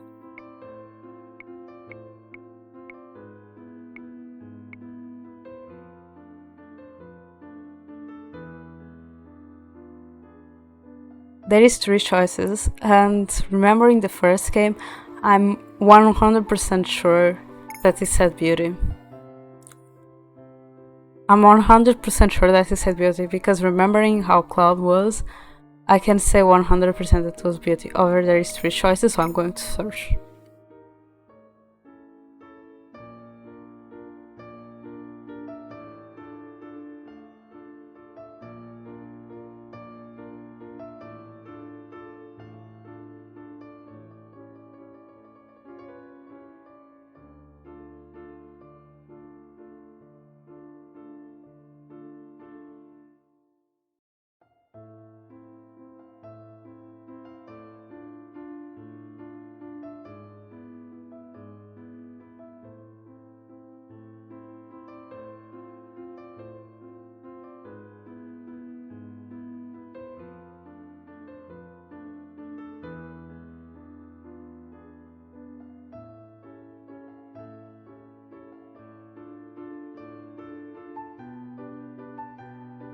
Mm.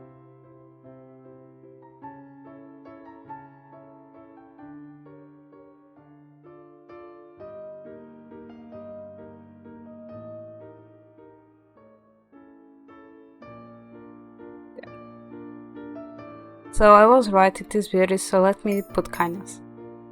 Was it something about kindness? You don't remember, darling. It's been a long time. Oh well, no matter. I gave you advice on beauty. I told you that one had to be beautiful both on the inside and out.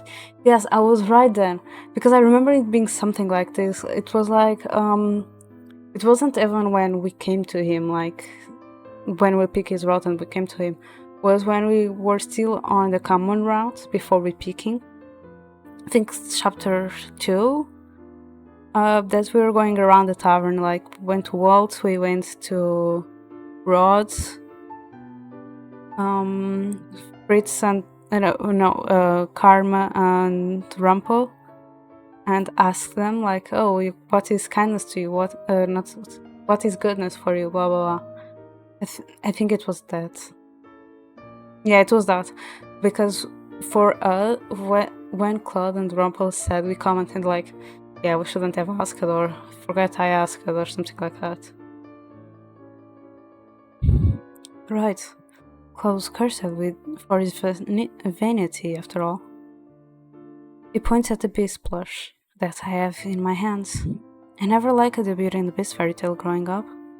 I always thought that the witch as being too cruel to the prince, dooming him to an empty life if he didn't learn a hard lesson. When a witch set a similar curse upon me, I despised her. I wanted to prove that I could break her spell without changing. I never realized how much I needed to change until his eyes followed me. Until I came along. I had not met you, Diviana. Had I not met you, Diviana, I might have still been the same cursed man. Maybe I would have been a little wiser, but I would still be the spoiled crown prince of Brigantia. And now, it comes to sit beside me with a smile. The crown prince of Angel, and future husband of the loveliest lady in this realm. The most beautiful on the inside and out. It takes a beast plush from my hands and holds it up.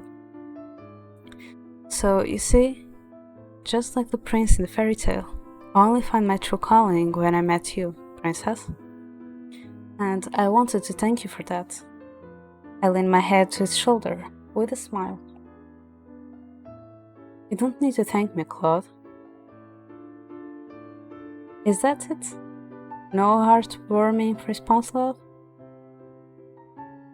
I laugh as I nuzzle my head into the crook of his neck. I am saving that for my wedding vow tomorrow. You'll have to wait patiently until then. I suppose I don't have a choice in the matter, do I? He kisses the top of my head. A gentle silence falls over us after that, but it is comfortable and calming. I am content to wrap my arms around Claude's waist and settle my head on his shoulder. Thank you, Claude. Oh my god, the wind is happening. May it be granted that what is done before the gods cannot be undone by men. Before I proclaim you joined by marriage, thou must seal this pact with a kiss. I've heard these words so many times before, that here, in front of so many people, they seem to ring even louder. Still, I will not falter. The crown princess is always confident. Take a step forward and clasp Claude's hand in mine, but before I can even place one foot in front of the other, he has already stepped so close our noses brush. This is all I can do to keep from gasping when he puts one hand on my back and tips me backward. Oh, I look so pretty! Claude smiles at me mischievously. He is so close I can feel his breath on my cheeks. Hi Scarp, how are you?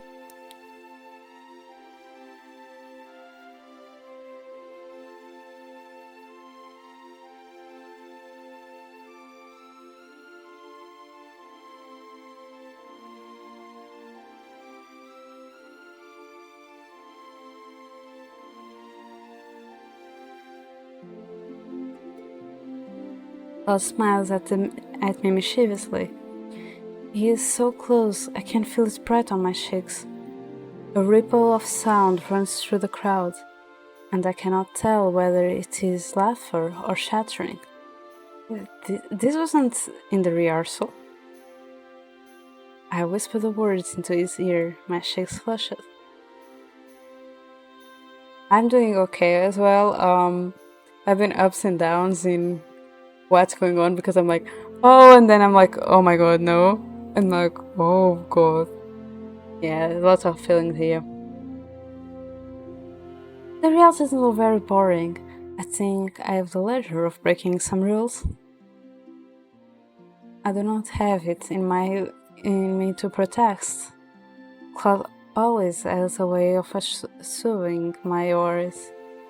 He is himself, no matter the circumstance. His confidence might sometimes be overbearing, but it is also inspiring. I'm only so bold because I have such a confident queen. The man now kissed the bride. Neither of us here is a minister. In fact, Claude plants a kiss on my lips before he even finished his sentence. The applause echoing around us is nothing but background sounds. All I can feel in those single heart-stopping moments are Claude's lips on mine, and the gentle warmth all around me. I love you, my beautiful queen. Titles aside, his words make my heart swell with pride. I kiss him again, and on the cheek before placing my forehead to his. I love you too, Claude.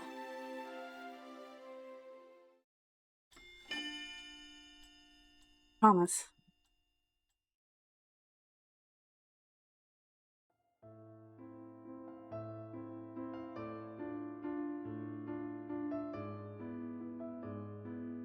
And that is why, can what may, I promise you all will always hold firm. I will always be dedicated to you, the people of Brigantia, above all else. The atmosphere in the room is relaxed as Lance finished up his speech. The soft silence that had been the backdrop of his speech breaks apart when we all applaud. It was perfect, Lance. Lance bends down into an elegant bow and smiles at her. Well, I had a good teacher. Emmeline puts her hand on her chest and smiles sheepishly. But I'm only just listening.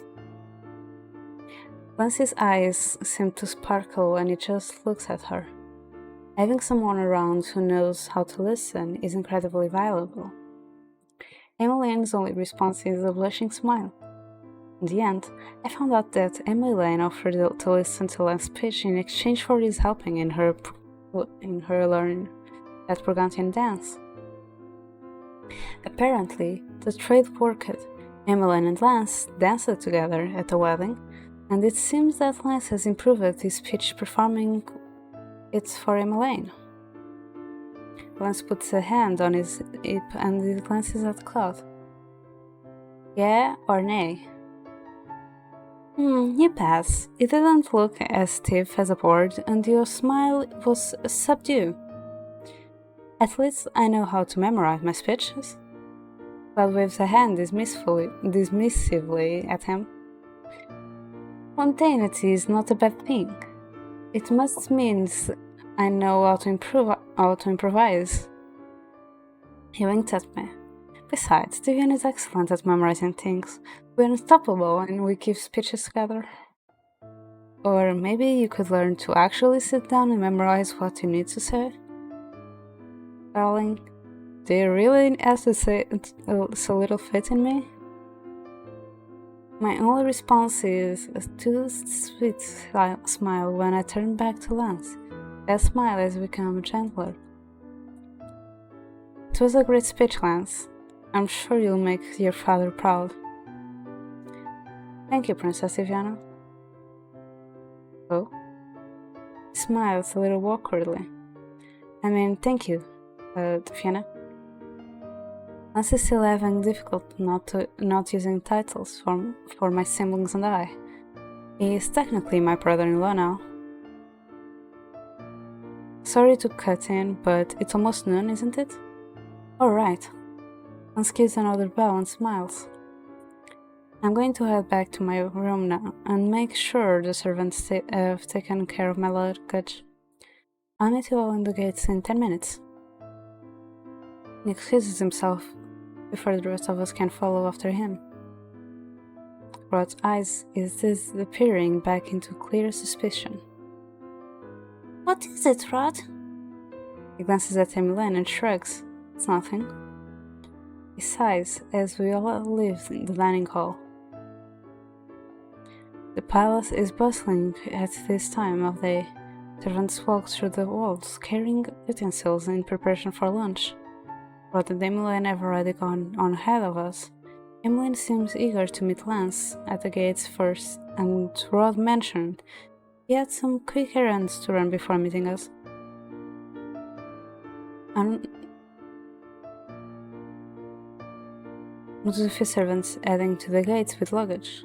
I figured they must be the man Lance was referring to. It would be strange not to have Lance here anymore. Lost in thought, are we? Klaude's voice startles me from my thoughts. I was just thinking that this is the closest I've seen you and Lance since his visits. Because we're not at each other's throats? I poke his shoulder. Exactly that. It's been nice seeing you two get along. Rivals we may be, but Lance and I are brothers. We always make up. We're close that way. I was beginning to have my doubts, but I'm glad. I smile at him as we continue through the gates. Emmeline and Lance are already there when we arrive. The two of them face each other at the carriage doors. You're welcome to visit whenever you like, Emmeline. I'm sure Father and Mother would love to have you. Oh, I'd love to visit. After all the stories you've told me about Brigantia, I can't help but think it must be a magical place. Magical in a different way from Angel. I think you'd enjoy it. He pauses, looking thoughtful for a few moments. I suppose I'd have to introduce you as my sister-in-law's stepsister? Emmeline laughs. That sounds like a mouthful. Sister will do just fine. Lance's expression seems to crumple into something more sullen. You know, it really is a shame that you are... What's a shame? Rod, who had been hovering by the gates watching the two of them, steps up to the carriage with his eyebrows raised. Oh, it's nothing.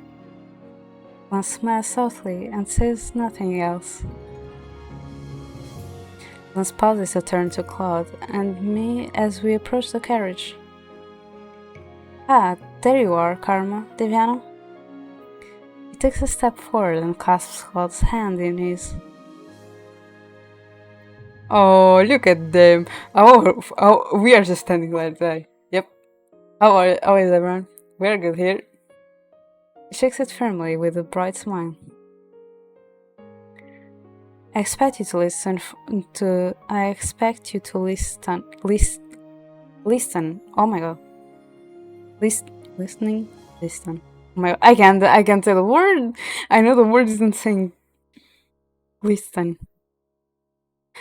I can't say it for news of my speech. I can assure you that people will be praising it all over the realm. Claude looks back at him, amused. I'll hold you to that standard, then, and if anything less happens, I'll be severely disappointed. Don't worry, Karma. I'll make sure that my speech makes your pale by comparison. And how can my speeches pale in comparison when I'm naturally charismatic? Oh, I think Deviana will be more suited to giving speeches than you. Well, I can't argue with you there. If you challenge me to a speech competition, I would no doubt win. Deviana is an delinquent and wits that little of us possess. And even more impressive, she has the strongest, most competitive heart I've seen. And Lance pulls his hand away and holds it up as if to bar Claude from speaking. Yes, I've heard it all before. You've already told me many things about her. Today's word, in fact. I could never run out of things to say about my lovely queen. You mean your wife? Wife is so underwhelming. If I were to call you anything along those lines, I'd much rather say my heart, or maybe my other half, or put my fingers to his lips to silence him. If we talk much longer, Lance will never leave. I notice that the carriage has already been prepared. Lance is to ride through the main plaza before heading out the city gates and back to Bugantia. Ever the flatterer. Time go see him. Lance takes a step back toward the carriage doors, but then pauses again to look back at us. I'm looking forward to it. Working with you too, I mean. We may not be seated on thrones now, but once we are, well, I look forward to the competitions. Let us all promise to inspire each other through friendly competition going forward. It's a promise. Claude says the words at the same time I do, though I can't help but turn away with a scowl when he grins at me. Wait, why is everything related to the crown suddenly a competition? Claude and Lance eye each other with mirrored confidence. I'll be expecting good things from you, Llama. You too, Karma, and he turns to me with a gentle smile. Once things settle down and you have the time, please come to visit Briganti, Deviana. I know you could never be there for long, but I'm certain everyone will appreciate your presence there very much. All they have right now are rumors of a beautiful and refined crown princess of Angel. I'll try my best to visit when I can then. Lance turns to Emmeline and Rod. And Rod, Emmeline? You're always welcome to visit whenever you'd like, so please do. He takes a step into the carriage and then turns and winks. And do right, I'll be terribly offended if you don't. Of course, his farewells are just as dramatic as his brother's. After we all say our goodbyes, Lance enters the carriage and disappears from sight. The large elaborated carriage trundles away slowly. Emmeline and Rod leave first, the two of them engaged in some quiet conversation that I cannot hear. Emily looks equal parts thoughtful and sad, while Rod appears almost quizzical. Claude and I stand there for a few moments longer, watching the carriages disappear into the crowded plaza. Even here, people love Prince Lance of Brigantia. Once it is out of sight, Claude turns to me and takes my hand, plants a kiss on the back of it. Shall we go, my lovely queen? I clasp my hands in his and lean on his shoulder. Yes, let's go, Claude. The two of us walk back through the palace gate together. Can't speak. The end. Oh, it's a llama! Llama, I don't know. Oh my god. The achievement is called Drama Llama. That's the achievement for getting the good ending, Drama Llama.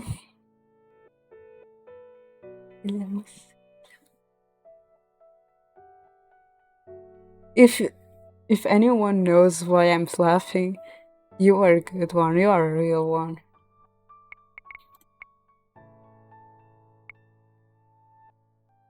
Look at this.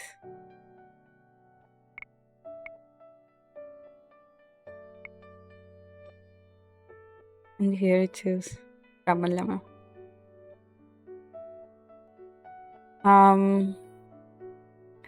Scarp, search for Drama Llama song.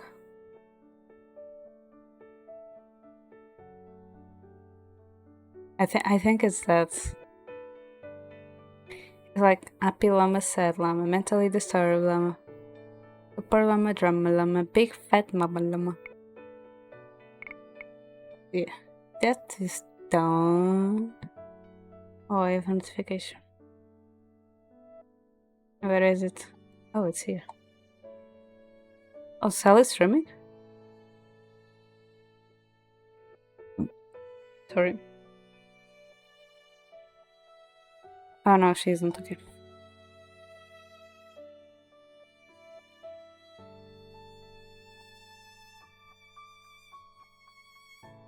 But yeah, I'm done, but I don't think Alexis is streaming yet.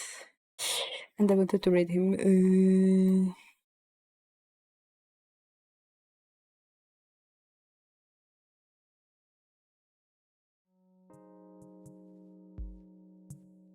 Let me see, Alexis. I think it's streaming like half an hour. Oops. I think it's streaming in half an hour. Let me check.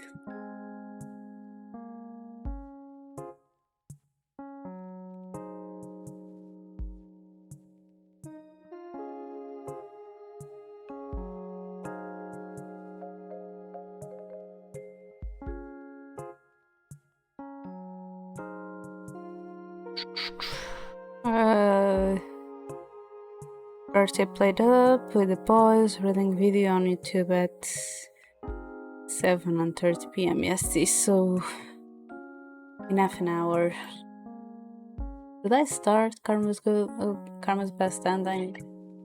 I don't really feel like talking, more like reading, because in the beginning when I started doing Emmeline's voice, I felt like my throat hurting.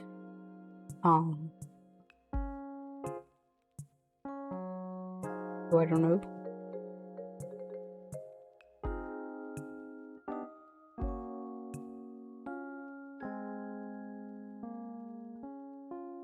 Like, let me see if anyone else is streaming that I haven't read it in a while.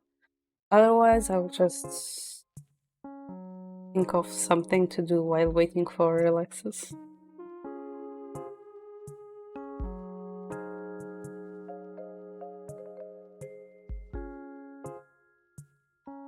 No one is streaming here.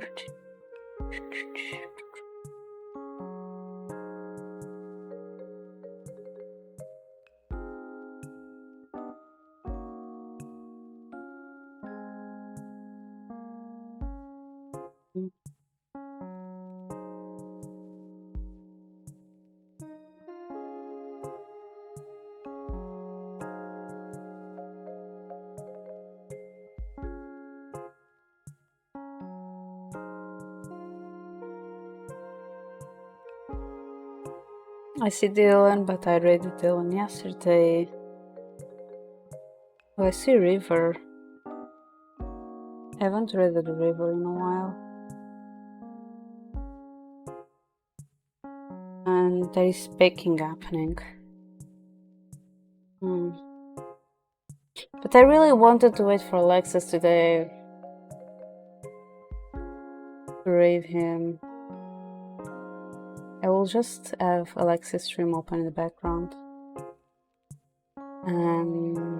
Let me see what I can do in 30 minutes. You know what?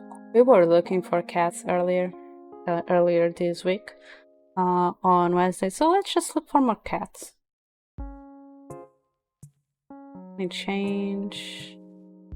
Oh, I forgot doing something. Whoops. Wait, no. I don't see anything. And the game is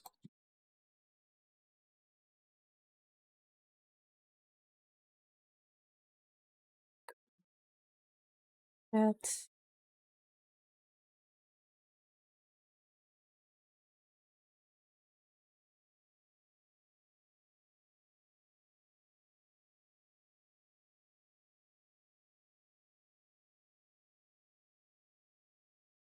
It is like this, and I'll just change chord.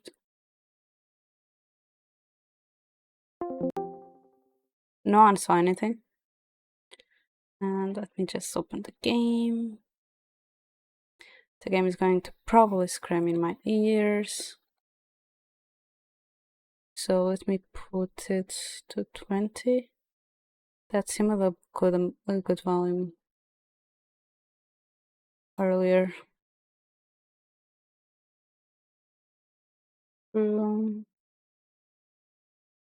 Alien cats.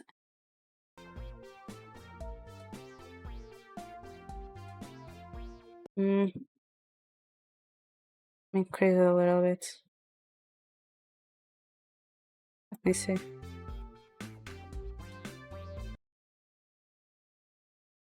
I don't know how the sound is on my stream. I just realized that, but I'll not see it either. So I'll just play it. Wait, I need to move OBS there. Maybe I'll go back to.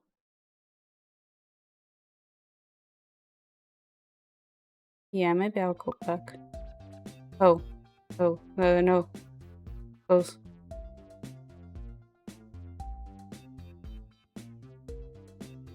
All the games. Can we zoom? Oh, we can.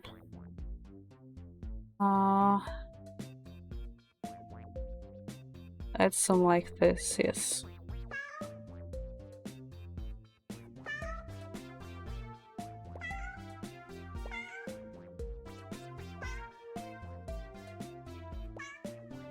This is a little bit bad being here because I don't know if there is anything there or not.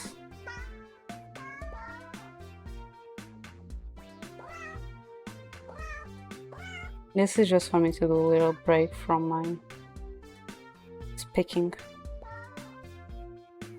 I have a lot of these games.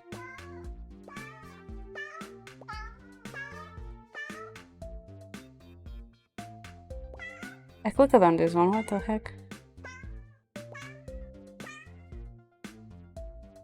Is there anything here? I can't see because then the achievements are appearing here, but I don't think so.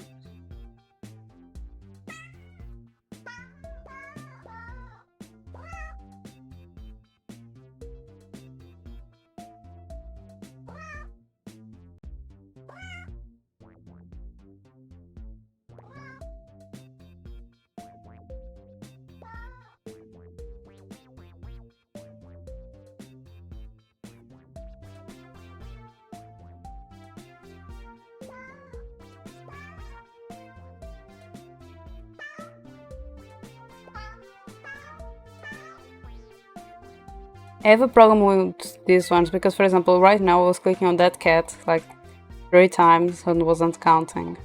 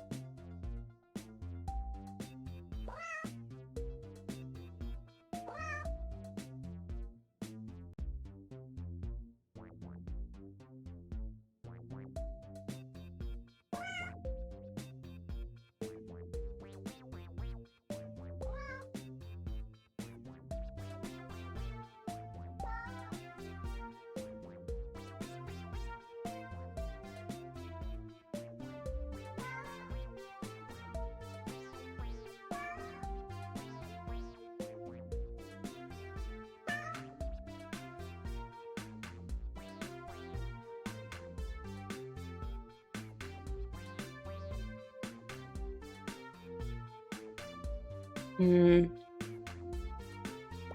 Oh. No, there is one there. I can see. Good. I was able to click on it.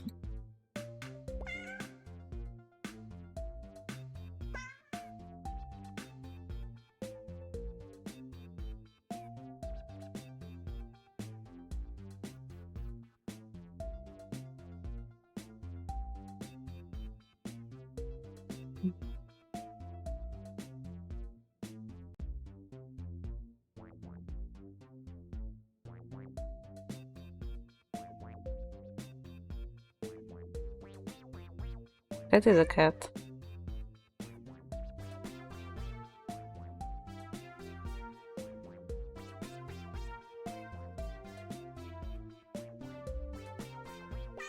I don't think Nomi would like this game. Nomi will be like, there is cats. Cats everywhere. Everything is a cat.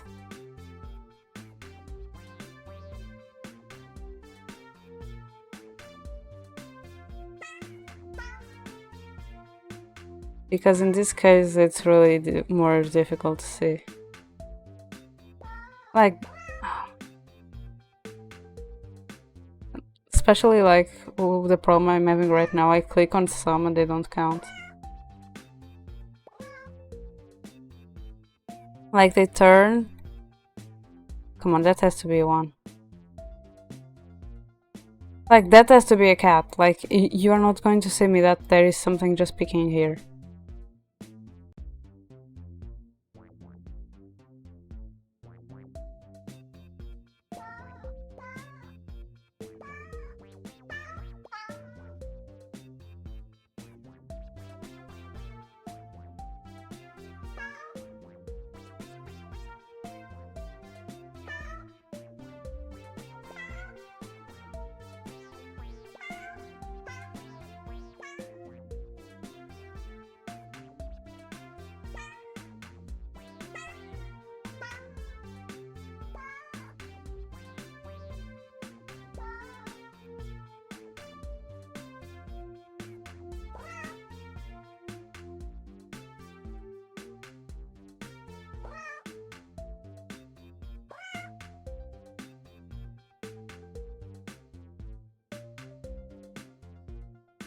I like how this appears now. Like, oh, you're close to the end. Here is the hint.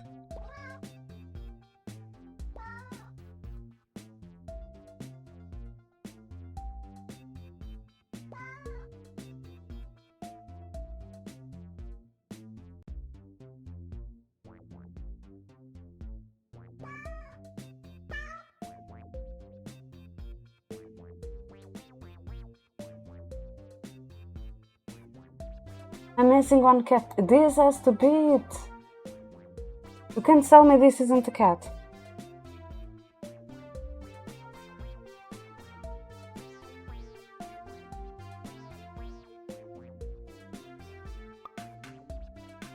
What the heck?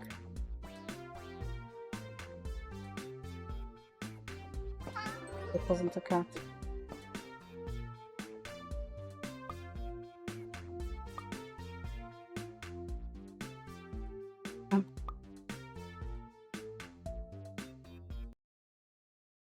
Not. We are going back to Cinderella now. I'm installing this.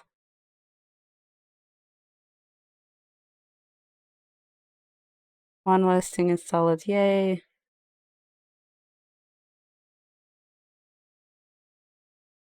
That's Cinderella phenomenon.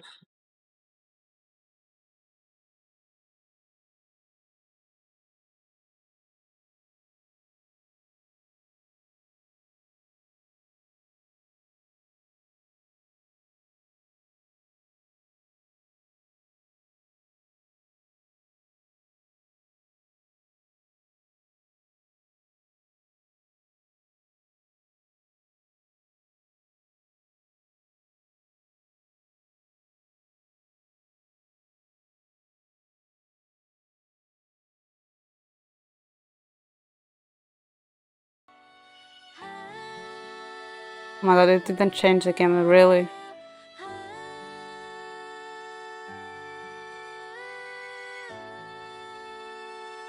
Okay, we are done with cats. Go back to Cinderella. And I'm letting you see this.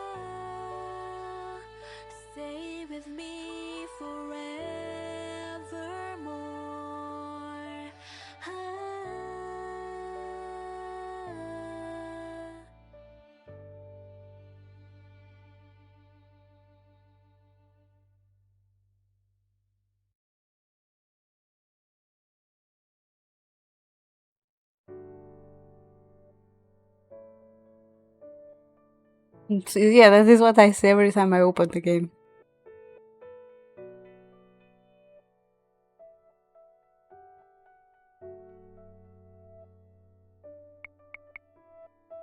Oh, let's start again. Remember, good things come to those who wait until midnight.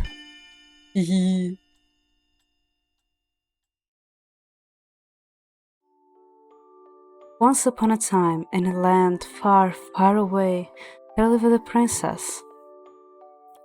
She was known as the Ice Princess, named for her frigid heart and unwilling coldness toward others. The princess shunned all who sought to help her. She was scared to go out into the world, so she locked herself up in her palace.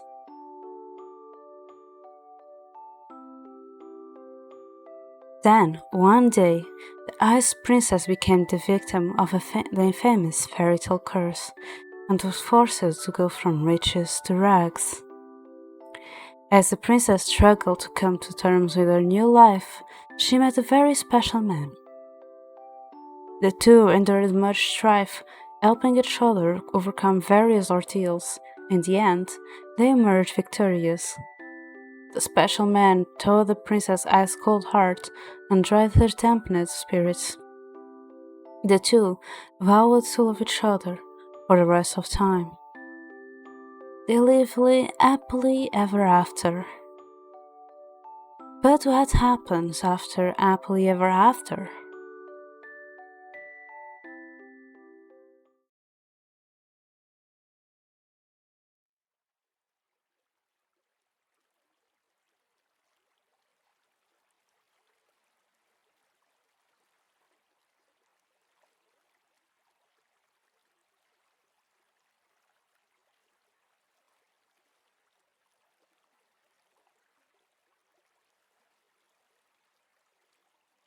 Sorry, I'm just checking something. You relax with the sound.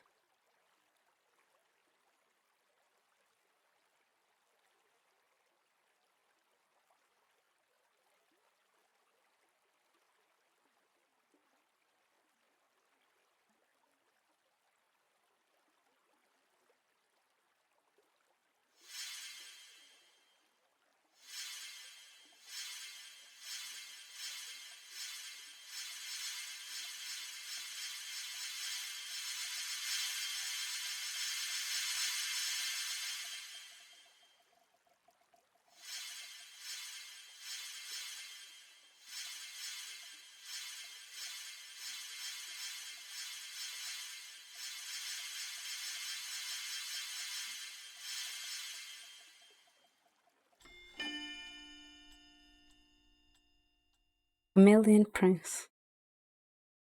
And now we save. uh, I'm making time to see. I swear, I'm trying to make time to see if Alexis starts streaming, but I don't. I want to do like 3 chapters per stream. Since they are 6.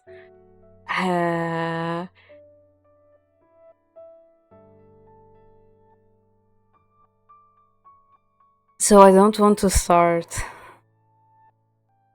I don't want to start with that.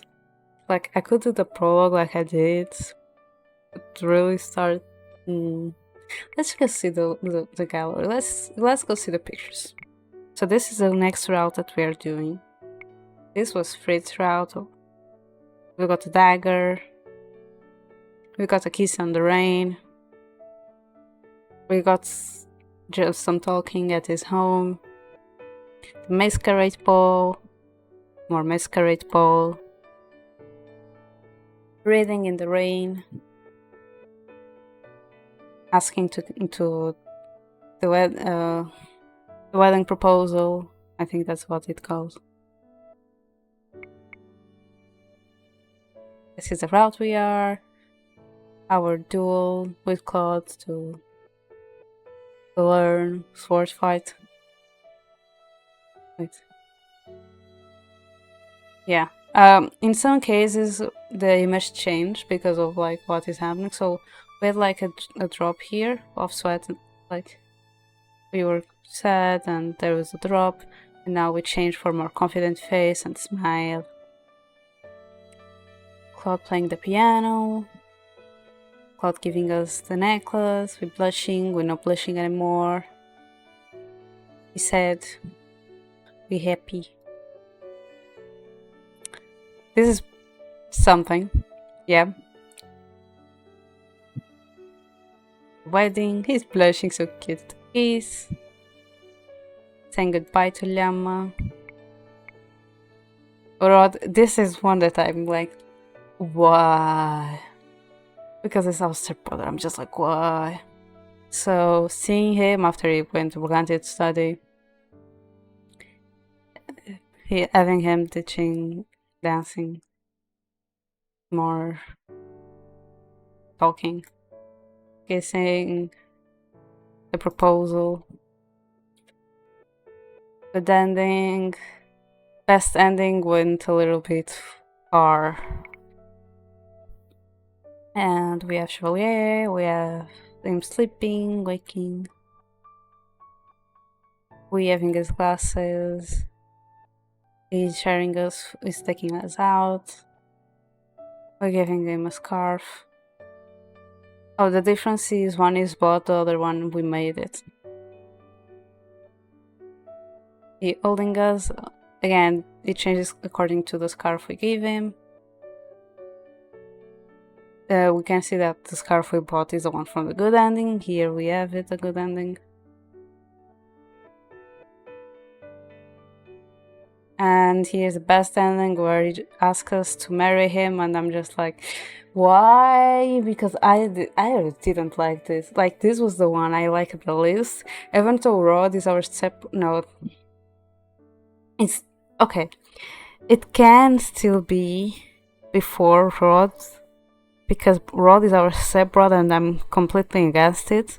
Because even though he's our stepbrother, we see him and Emily as our brother and sister, like, I don't want that kind of thing. But after Rod, it's Rumpel, because Rumpel just did the same proposal to us that he did to Briar. Like, he picked up spots on the forest just like he did with Briar. He prepared the picnic just like he did with Briar. He lost his ring to a bird just like Briar. We were the ones finding the ring just like with Briar. It's just like, it's too repetitive. It's like, it doesn't feel special. It feels like it kind of hurts, to be honest, in my opinion. It doesn't feel special, doesn't feel unique, just feels like, oh, it's more of the same. Also, Brian was his fiance before the cursing and everything, and they were going to break up, and there was a lot of controversial drama in that.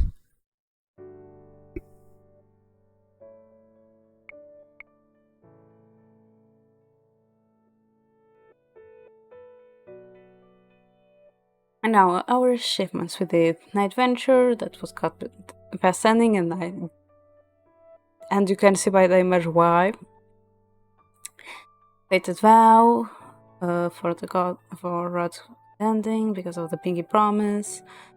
With Karma we got Trauma Lama, so I'm trying to guess that with Karma's best ending will be something like a million. It will be something related with Karma instead of Lama.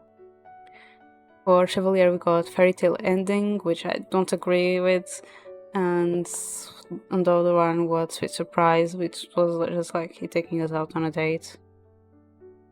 With Fritz we got White Heaven for best ending, and Umbra, that is just us learning.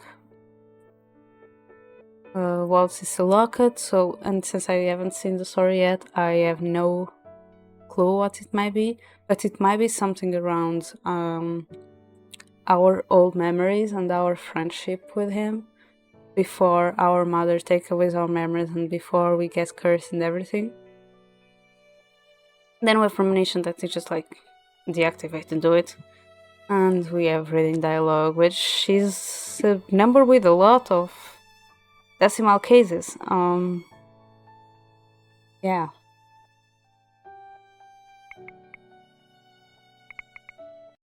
I think I stole enough. Eeh. The minute why does this always do that? I hate that. No, wait, that.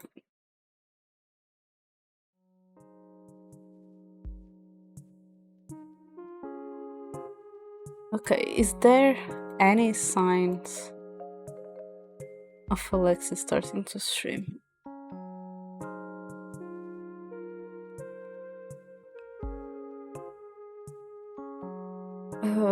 His stream title is still the same as yesterday.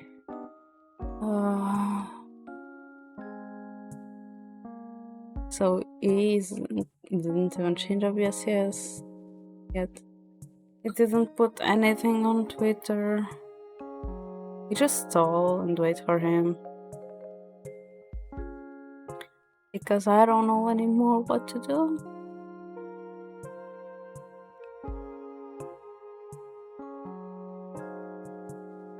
I don't know what to do. I have no idea.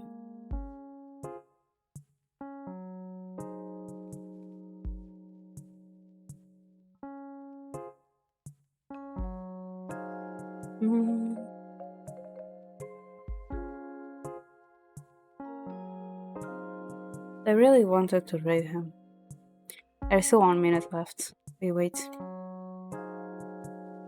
We wait. He will come back. We believe. We hope. We pray.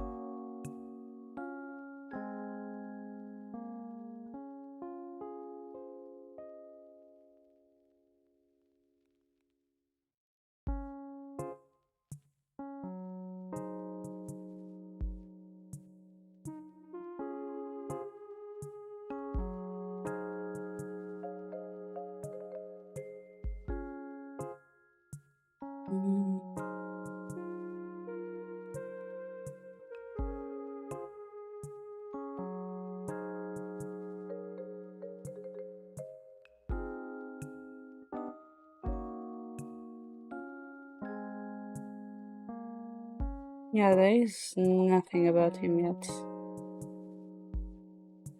Ah, there it is. His title's changed.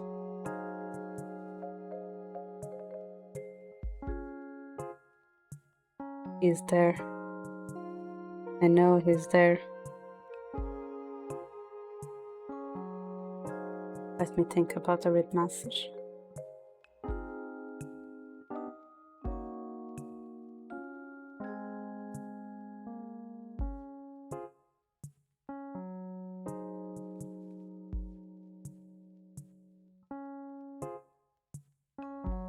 Yeah, I will do a read message for everyone.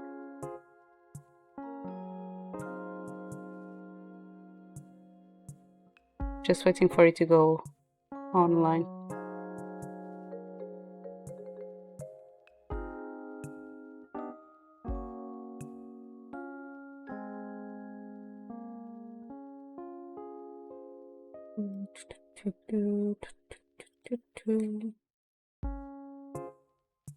I just want to read. Please let me read.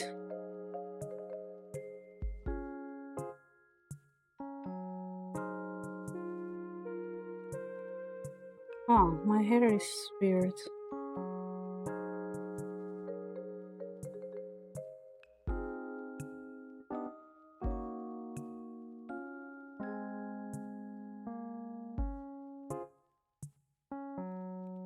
Like, I can't start the read if it doesn't start the stream.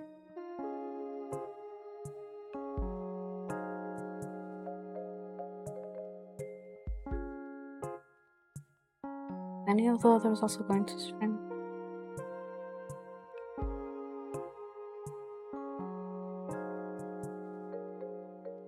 I don't think so.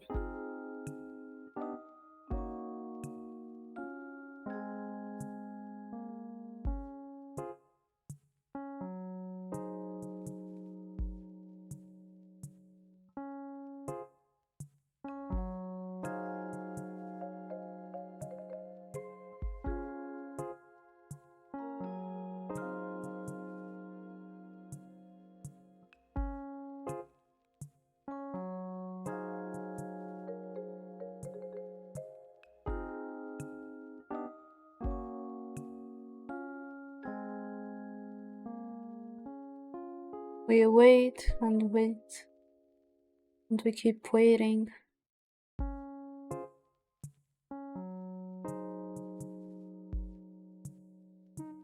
And we go to Twitter because that way I can start preparing my Twitter post.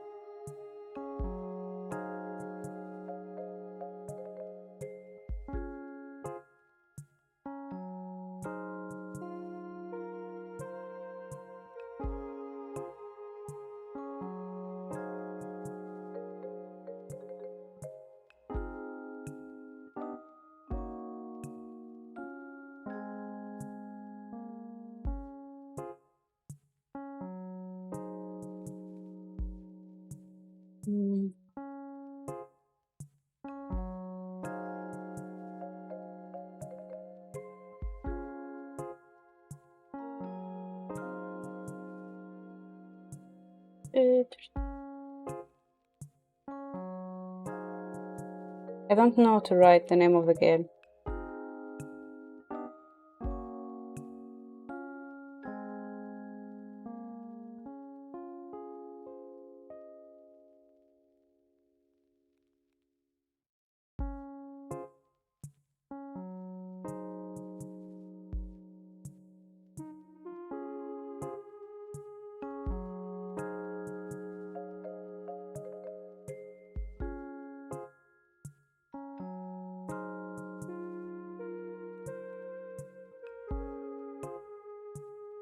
Oh my god, it doesn't start.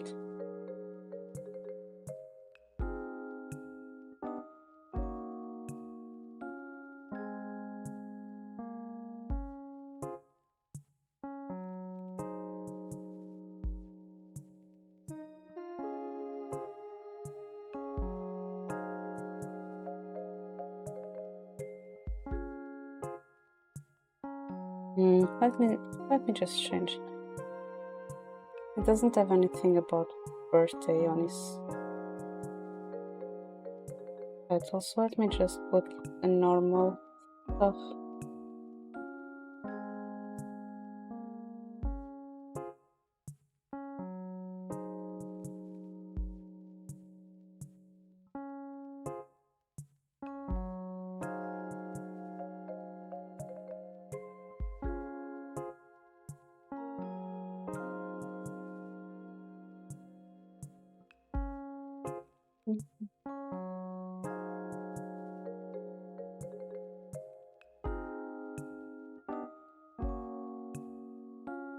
I'm just waiting for him to press start streaming.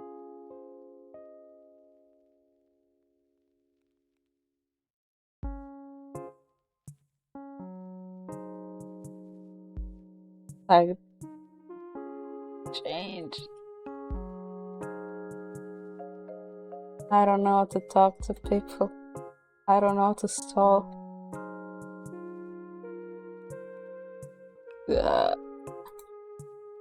I'm struggling here. Please send help.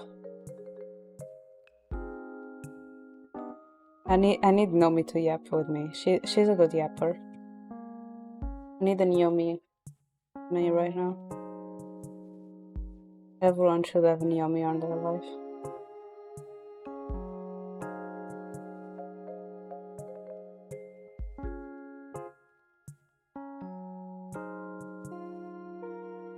So how's everyone life? How is everything going? Is everyone playing Genshin?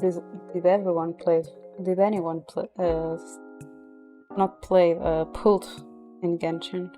I know Mina got a new 5-star character.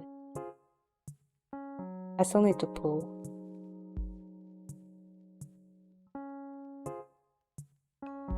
I'm struggling here. I don't know what to say. I don't know what to talk.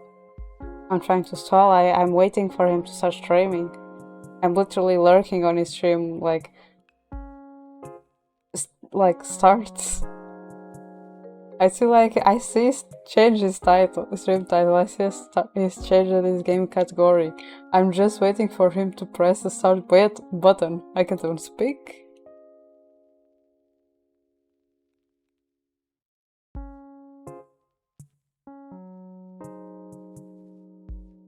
A lot of people stop it during around Inazuma though. But a lot of people is now coming back to it. Zeph being one of them. I never stopped playing. I mean, I stopped playing because of PC problems or time-consuming problems.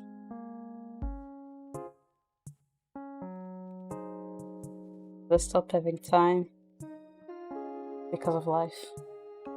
And in other terms, PC don't work here for Genshin.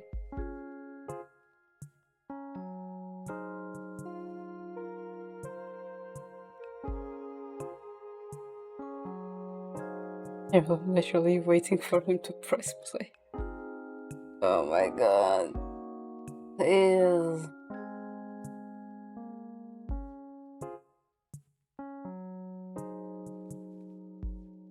This feels like when I wanted to raid Maya, Sakusan streams, because I saw that she was having a celebration and I wanted to raid her. And I couldn't wait because I had to wake up really early the next day. And she was like 15 minutes late, or like she started 13 minutes after the hour I saw. So I couldn't stall. I had to go to bed. It was tiring. It was a tiring day. So I just raided another person. Right now, it should already started by 10 minutes. I'm just waiting.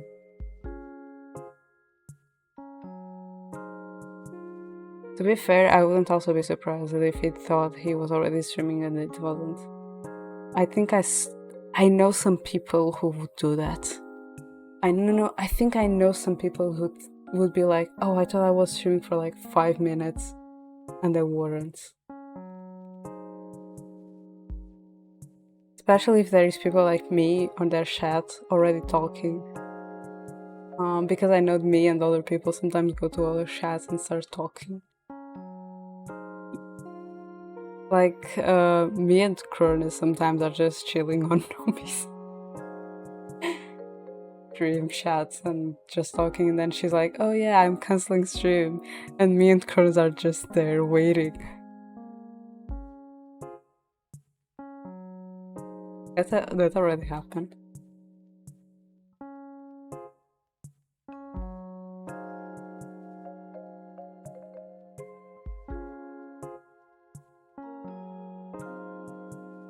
Oh my god, I'm starting to get really sleepy and I need to wait to feed a fox in Disney Dreamlight Valley.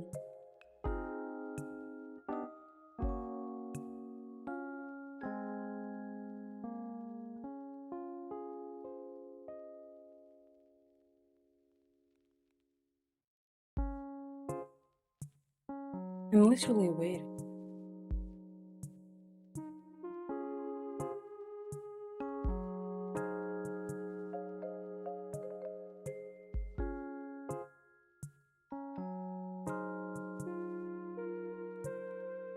Should I send him like an emote, like please, like picking, like, are you starting, something like that? Should I send an emote on chat like that? I want to.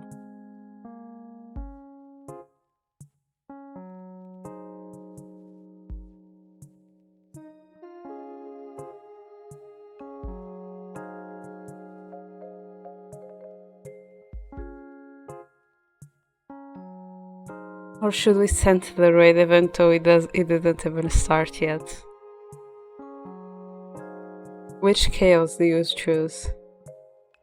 Start talking on his chat asking like when he's starting? Or send the raid anyway while he's still off? Like, pick your weapon. Which chaos do you want to provide to this fellow streamer?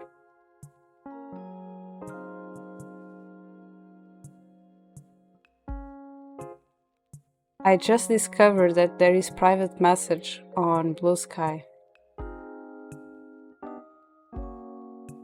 I need to check my private message on Twitter though, because sometimes I don't get notification, then Mary sends me stuff there and I don't see it.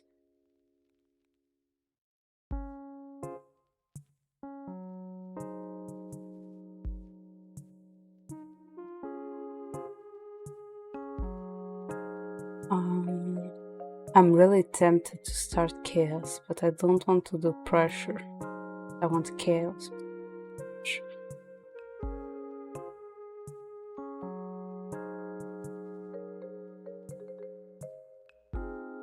Like, I'm thinking if I should start talking on Alexa's chat, like, are you starting like sending a lurk emote, like a peeking, like a like from Shoko or anything?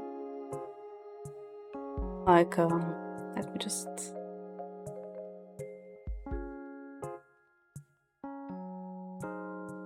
Like, if I should send this on chat and start, like, are you going to start? Or just raid him without he even started yet?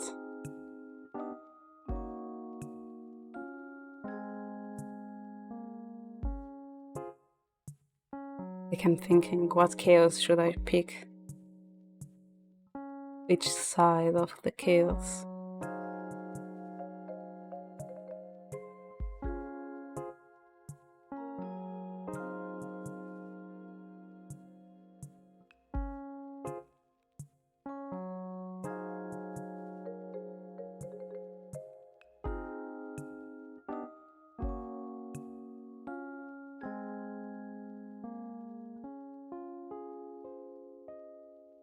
Also, I'm starting to get sleepy, so if I don't make sense, don't try to make sense out of it.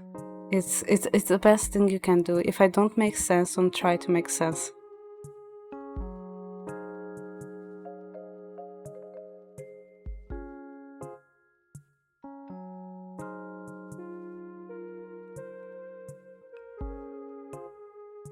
Come on, start. Come on, I'm one time in 15 minutes. Please? Pretty, please?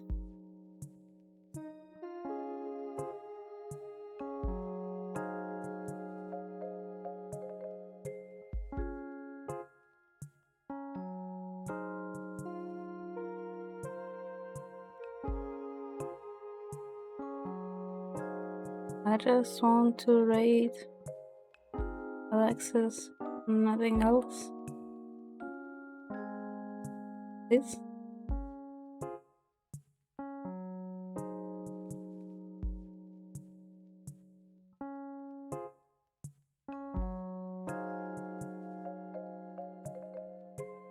I go back to finding cats?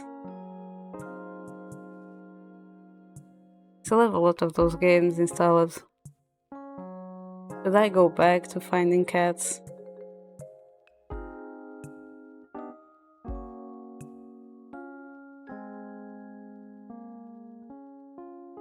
It can take like 15 minutes, I think. Maximum 30 minutes.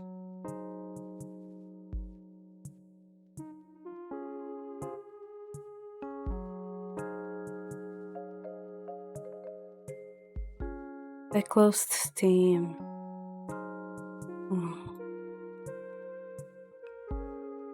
I don't know.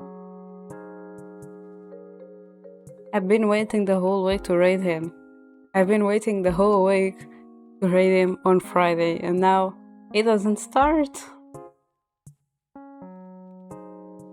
Almost 1 a.m.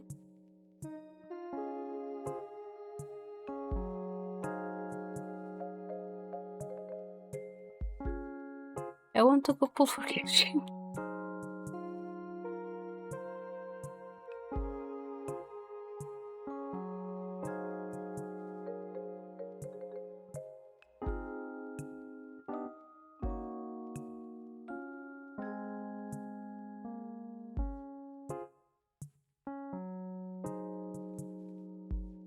I just saw some Brazilian commenting that Twitter is getting banned on their country, or they are just going to go to Telegram instead.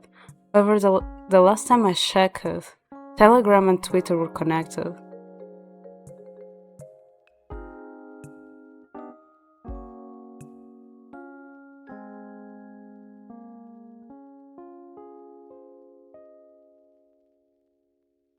Like years ago, when Telegram first appeared, before becoming a big deal in Brazil, Telegram and Twitter were connected.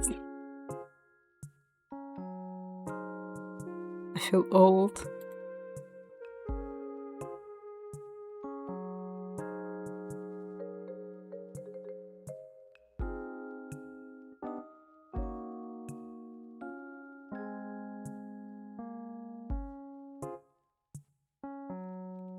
Yeah, they're taking their sweet time. I'm just looking at him staring daggers like, start!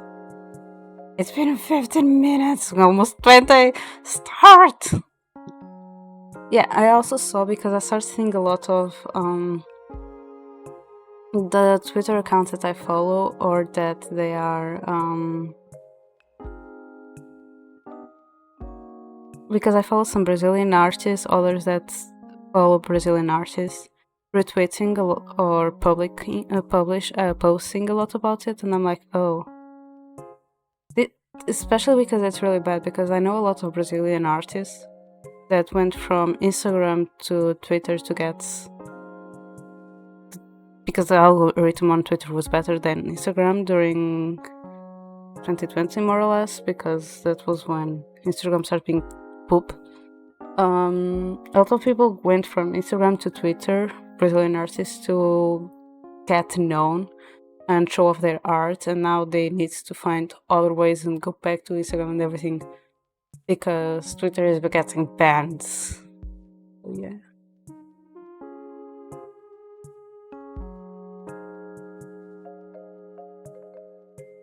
I think Twitter, because I remember being in a group with some Portuguese and Brazilian people, and we used a Telegram, and I remember using my Twitter account to access Telegram. Just like with Curious Cat, that I used my Twitter account to get to Telegram, and there was some connection there as well with our Twitter accounts. So like it can also be in old days, because it was before WhatsApp and Facebook being part of the same group, and now they are part of the same group. The Twitter and Telegram can end up going separated ways in the meantime, though.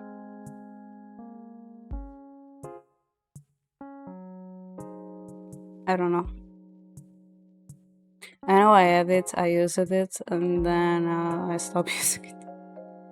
I think no one, if like we tried to use it, but then because some of us were Portuguese and Telegram didn't became that big here, we just went all to WhatsApp.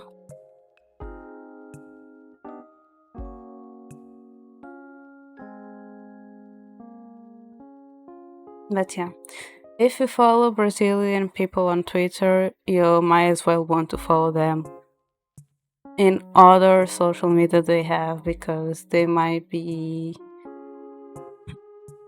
some problems for them to go to Twitter again. Because, for example, there was this artist that I love her comics, or their comics, or his comics. We don't know the gender of the author, but like I love these comics that were Angel and Devilove.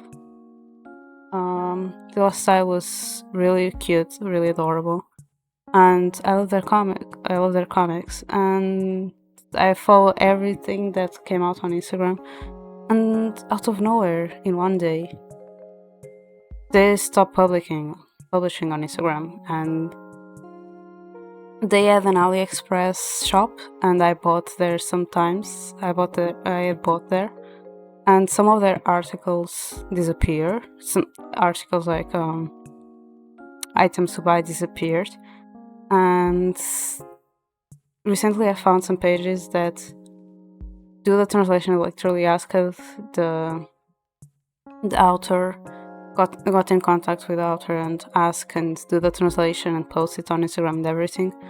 And I've discovered that the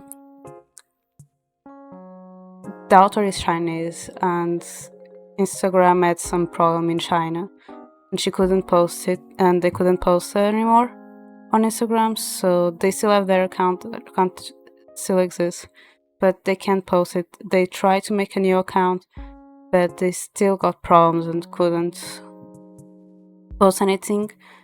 They had some LGBT couple. They had literally an homosexual couple or sexual couple. I think they went by him, but I'm not sure as well.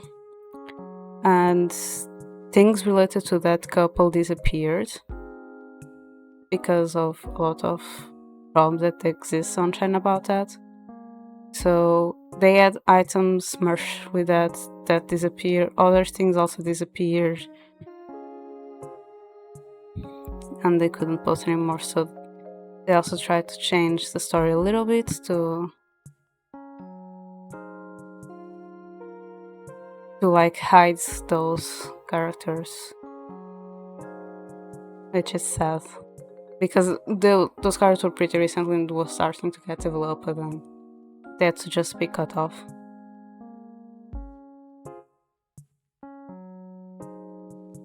This to say that you can be using a social media to show off and try to network.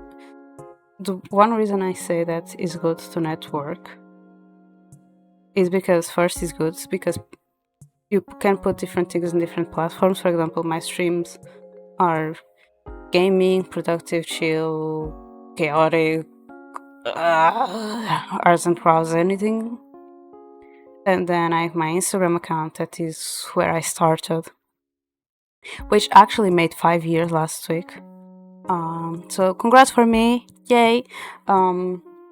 But I have my Instagram account where I put more arts and crafts, and it's mainly focused on Portuguese, while I try other when I only try English in other things. My Twitter account and Blue Sky account is mainly focused on VTube. Yes, sometimes I put arts and crafts there, but it's normally something that I did on stream or related to VTubing, like the drawings I did, the pocket VTubers I did, that I plan to do more sometime somewhere when I have the capacity to draw. In terms of my tablet doesn't work. Then on my Twitter I put like speed painting for some drawings I did, but my VODs, my shorts, I don't I decided not to do separated whispers accounts because managing one is already a headache. So what I do is I put everything in the same and I just separate it by playlist. So I have a bunch of playlists, but at least they are organized, they are identified, they are easy to find. So yes, and then I have TikTok that is also a little bit of a mix. Yeah. So network because people can find you for different reasons, but also in case one platform, one social media gets blocked or banned in your country, you always have other ways for people to find you.